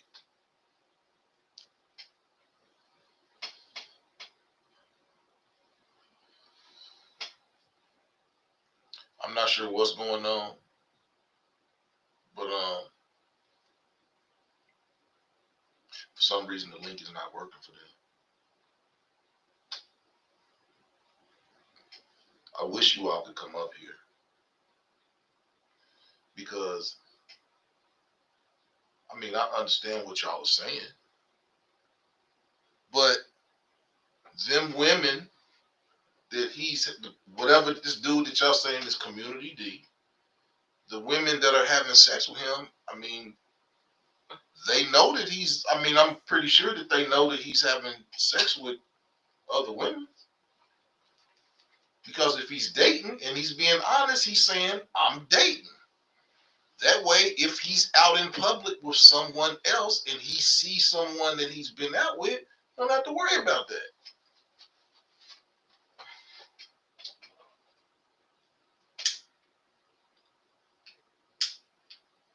You know, honesty. Honesty is the policy. And I think that that's where a lot of this gets messed up, is that people aren't honest. If you single, say you single. If you dating, say you dating. Now, just because you're dating doesn't mean you're having sex with everybody that you're going out with. That's not what that means. So when people say that a dude is community D, I mean, a dude can just be like companionship. A dude might want to go to the lounge. He might not want to go to the lounge by himself. He might go to the art gallery. And the reason I'm saying this is because I'm that dude. There are women that I go out with that I'm not sexing. You can't smash, brothers. You can't smash all your female friends. You can't do that. You can't. Then they're not friends. I have female friends that I don't even look at in a sexual manner.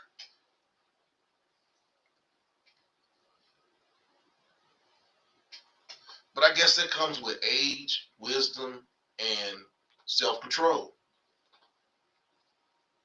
Because, yeah, I'm single. I could go out with a different woman every night of the week and not think nothing about it. But do I do that? No. Self-control.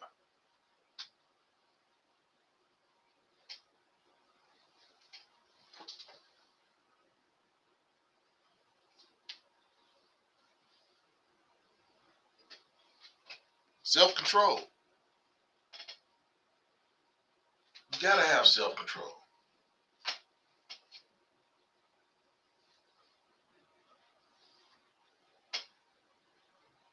And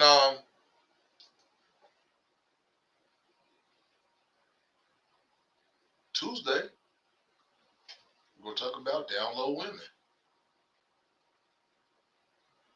Juggernaut said his sister is 62 years old, and she told him that.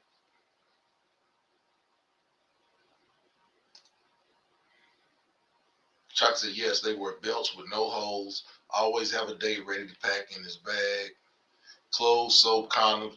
See, nah. See, that's a little bit too much. I ain't walk on, yeah. So basically, you saying this men that's riding around their car with a spend the night bag in their car. Come on now. Come on now. That's for the ladies. Man, y'all not out here walking around with spending night bags in y'all's car. Come on now. Come on. Now, condoms, ain't nothing wrong with a man keeping condoms in the car. That's safe. You never know. You never know what's gonna happen. But spend a night bag, cologne and deodorant and soap and change of clothes and nah, that's a bit much. That's a bit much.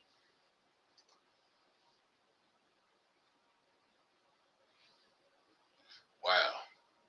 Date ready pack. Just like studs are originally called bull daggers.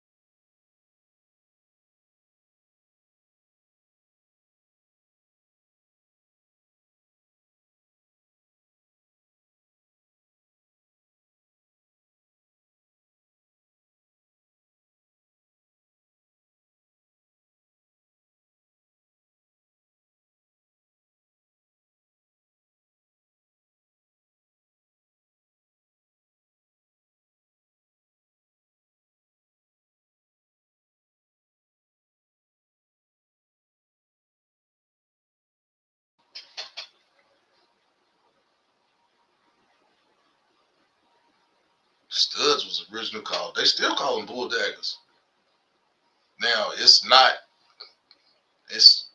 politically correct, but and I apologize to any studs out there. But yeah, that is what my grandmother called them. Chocolate says, say it again, please. If you're doing them, then they aren't friends. Those are friends with benefits. Exactly. Exactly. That's like, that's what I'm saying is if you don't have platonic friends, how can you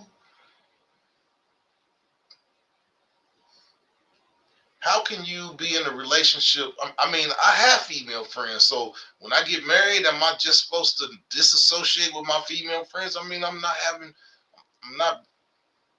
I don't look at them in a sexual manner. So should that friendship end because I got a woman? Not that and if I got a woman, I'm not gonna be going out in public with my friends or whatever. But I mean, they still are my friends. I want, you know, you have to have some type of discernment. You know, you're in a relationship now. You're not single, so you can't just go out with any women other than the woman that you're in a relationship with.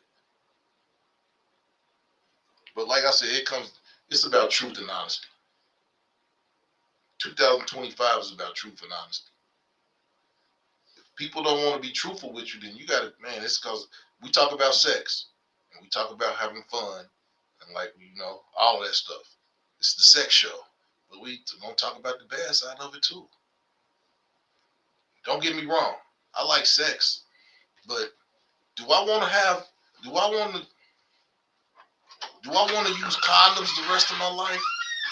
I don't want to use condoms the rest of my life. I don't. Do I want to use condoms the rest of my life? No, I don't. But it's a necessary. It's a necessity. It's a necessity. If you want to live,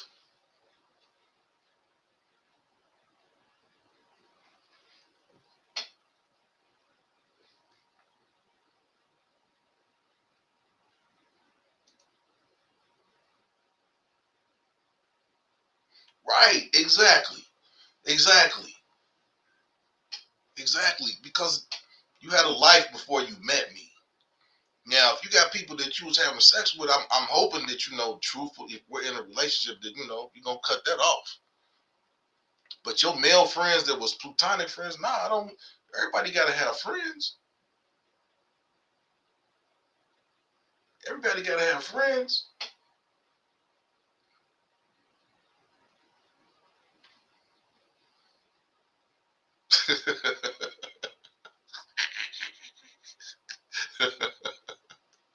Everybody gotta have friends.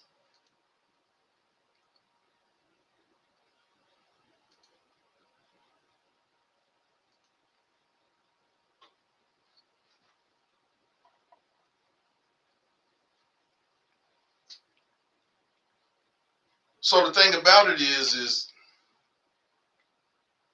no, I can't use this. It's got me looking like McGruff.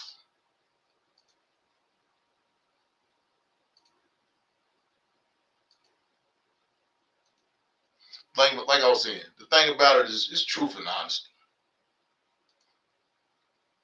It's truth and honesty.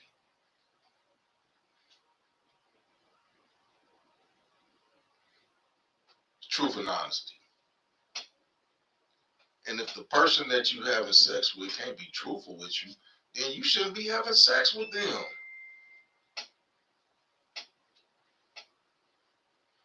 You shouldn't. I mean, not unprotected. And if you women is messing with dudes that's coming out of jail, you most definitely need to ask for their motherfucking my chart or make them dudes go get a blood test or whatever. Because if a dude is in jail, you don't know what he's doing. You don't know what he's doing in jail. You don't know what he's doing in jail. Yeah.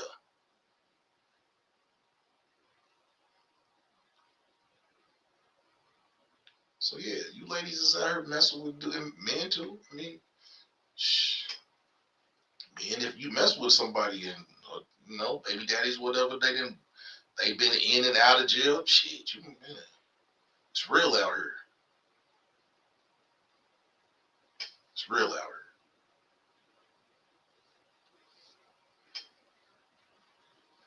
Jody, how are you, Jody? It's one of my platonic friends.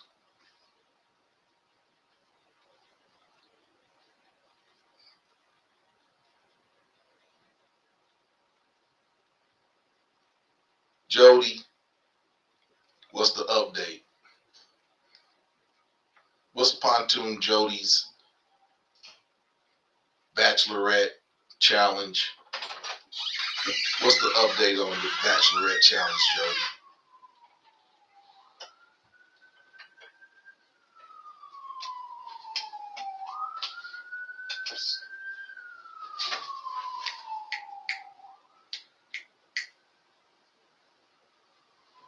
What's the update? You got an update for us, Jody?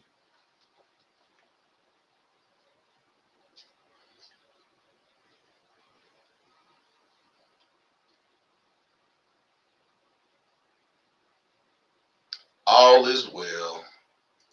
All is well, Jody. But Jody, it's funny you came in just now, Jody. It's funny you came in there just now because we're talking about dating and we're talking about truth and honesty. And Jody is the perfect example of truth and honesty. Jody is the perfect example of truth and honesty.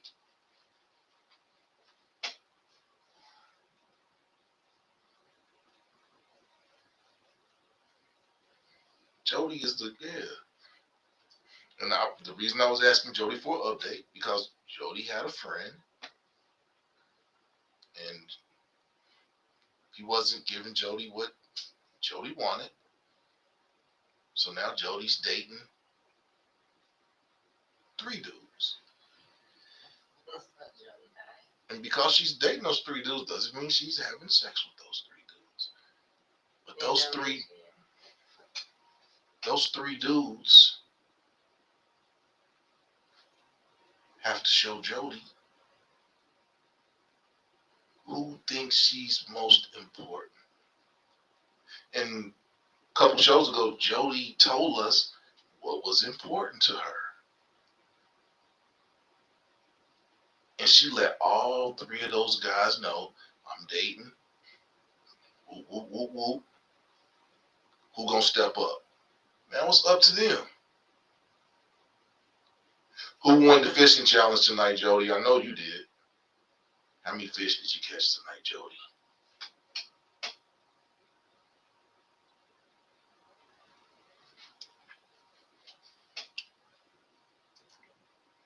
So yeah, Jody is our resident fishing expert.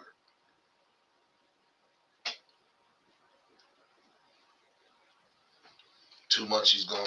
Last year at the Catfish Convention in Louisville, Kentucky, Jody swept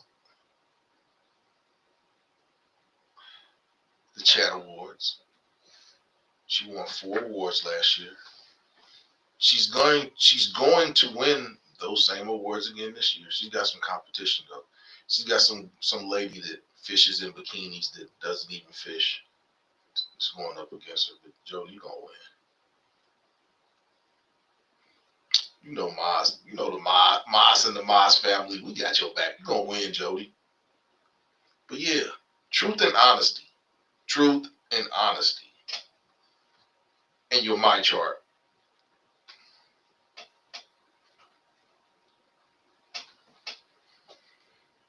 There's nothing wrong with dating. There's nothing wrong with going out with, more than one woman, more than one, if you're a woman, more than one man. Uh-oh. Uh-oh. Uh-oh. So Jody gave us the update. She said, let's just say the friend is trying really hard to get back to number one. She ain't never met none of those three in person. Never made it that far. Hey. Hey, Jody. Hey, Jude. I appreciate you coming through tonight. Yeah, I'm about to end this in about 22 minutes. We're going to stop at 4 hours. But yeah, man, I appreciate you coming tonight. Hit the like button on the way out. Hit the like button. Hit the like button. So once so you let him back in, Jody. But you said he broke up with you. You said he broke up with you, Jody. So he's gonna do right now. He better do right by Jody. Cause Jody, when you grab all your stuff and leave, you're not taking all your stuff back unless it's real.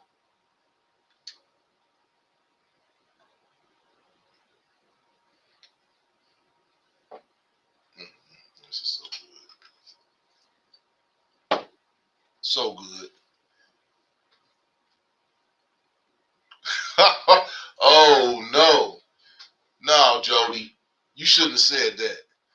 You're using Facebook dating. A lot of perverts on there trying to talk vocal right from the beginning.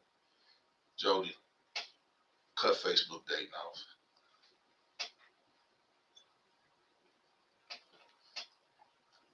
Cut Facebook dating off. It's a joke.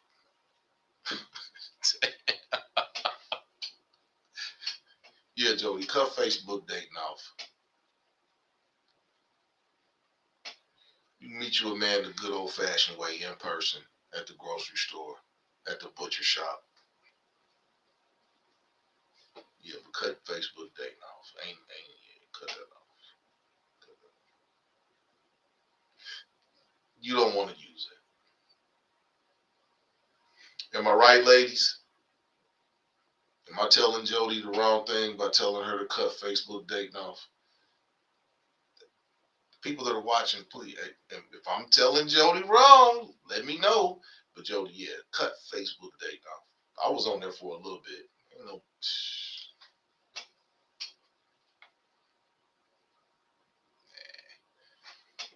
You're too good for Facebook dating, Jody. You're too good for Facebook dating. Ain't nothing on there. All of you ladies, Chocolate, Jeanette,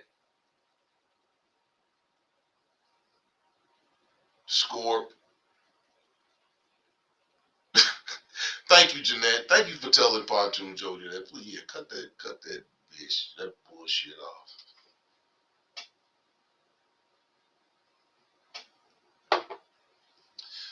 good on Facebook dating. You better off meeting somebody on YouTube and going out with them than meet somebody on Facebook dating. Oh, Jody, I'm gonna ask you the question. This was the question of the night. Your first sexual experience, whether it was intercourse or not, was it enjoyable? Your first, you gotta think back. Your first sexual experience, whether it was intercourse or not, was it enjoyable?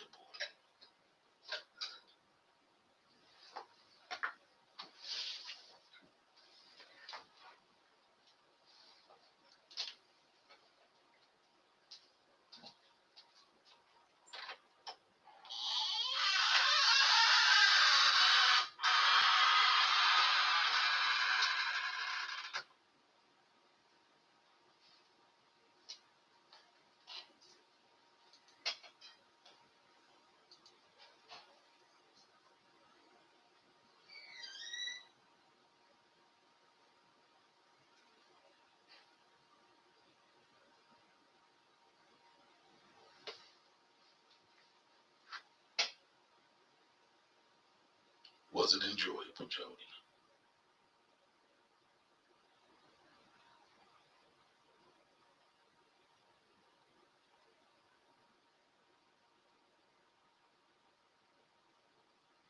Wow.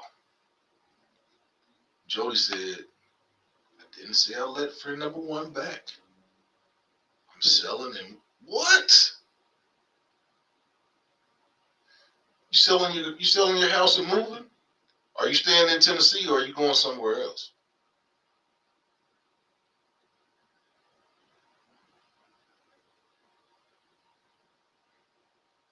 Oh man. Too busy for a man right now. Okay, Jody said it was my wedding night. Jody, I was waiting. I was waiting. You are the person I was waiting for. Hold on.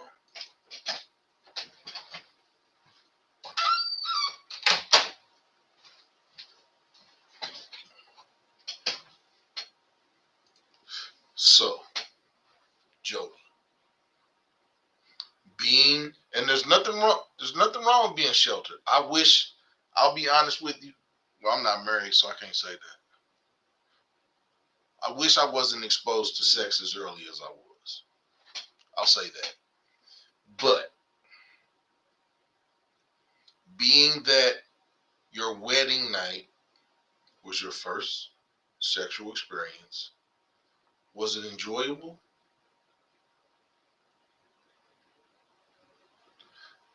And if it wasn't enjoyable, did you talk your partner into doing the things that made it enjoyable for you?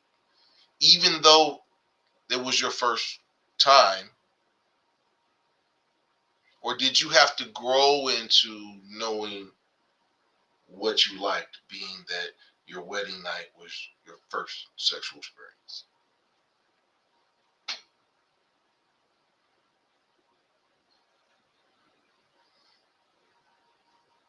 So Jody said it was her wedding night.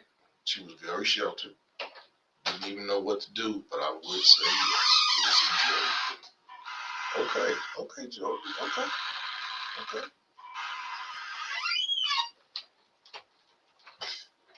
Jody said she was extremely sheltered and was barely able.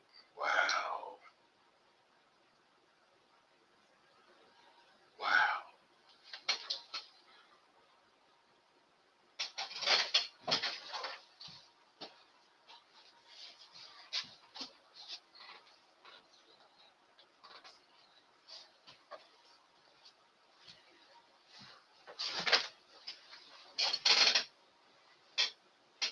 Okay,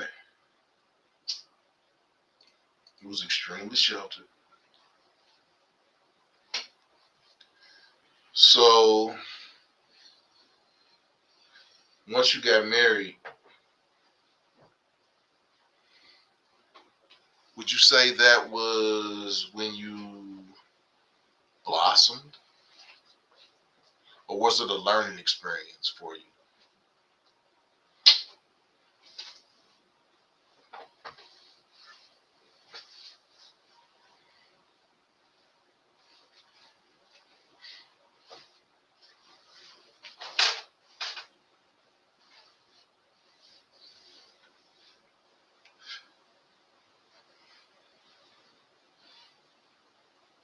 Or, being that, that was your first time, do you think your anticipation for wanting it was what made it enjoyable, or was it the love that you had for your husband that made it enjoyable? Because we were talking about this earlier and we were saying, could you have the best sex without being in love? Or does being in love make the sex better?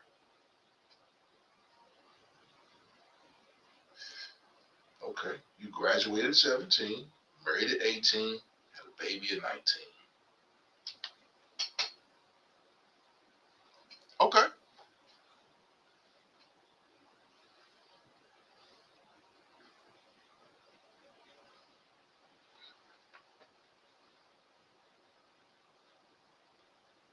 okay. So, wow, you went from being a virgin to married to having a baby. Wow. I wish I was lucky enough to marry a virgin.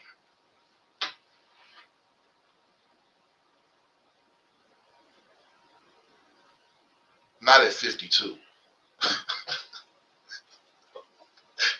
When I was younger.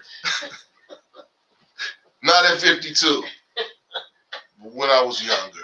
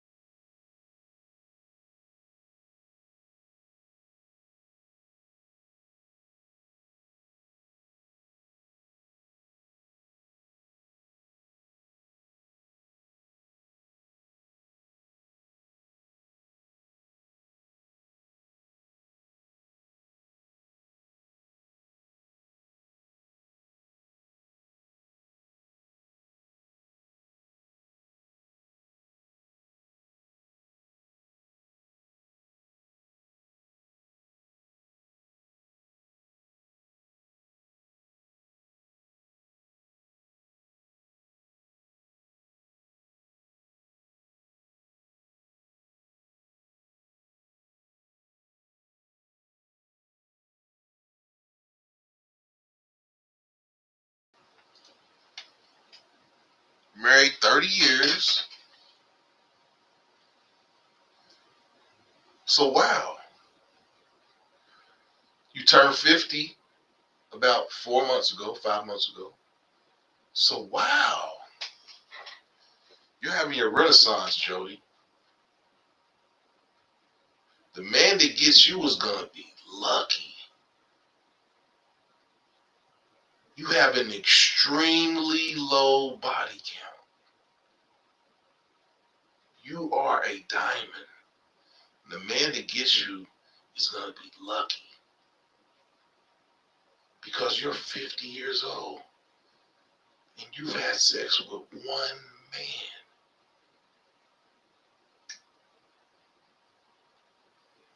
The man that gets you is going to be so lucky.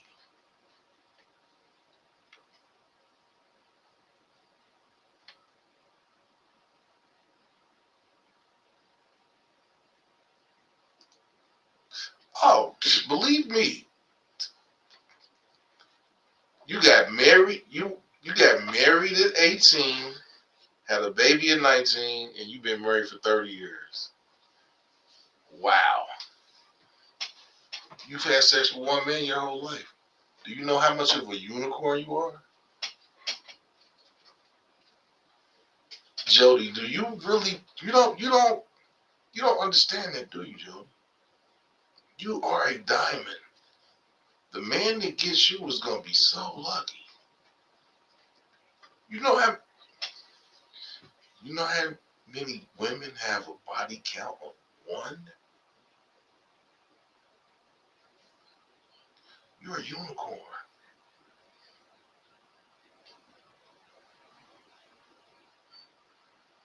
Two in 50 years. Come on, you're a unicorn, Jody. You're a precious stone. Wow. That's why you're so sweet. That's why you're so sweet, Jody. You're not jaded. And that's because your body count is. You still using the same pencil you had when you was in kindergarten.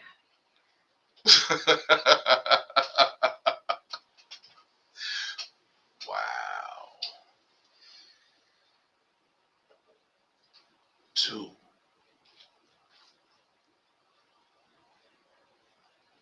You are a unicorn.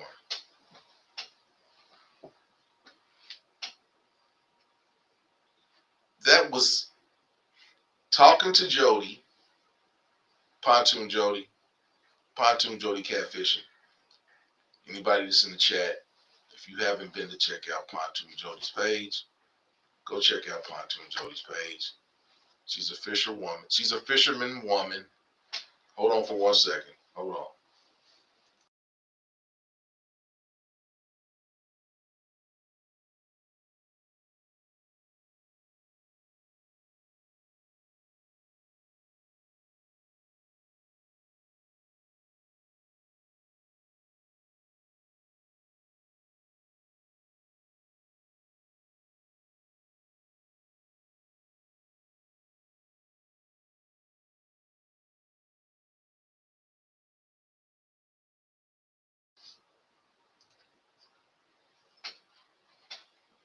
Jody, you were the perfect person to end this show tonight.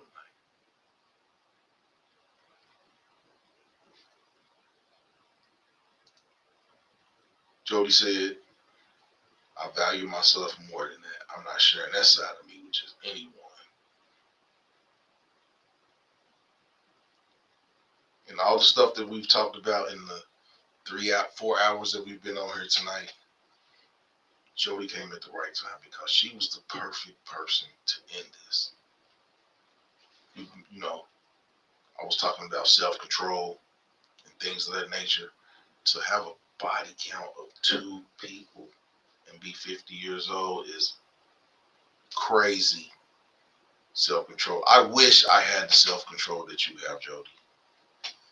But I like sex too much. I'm sorry.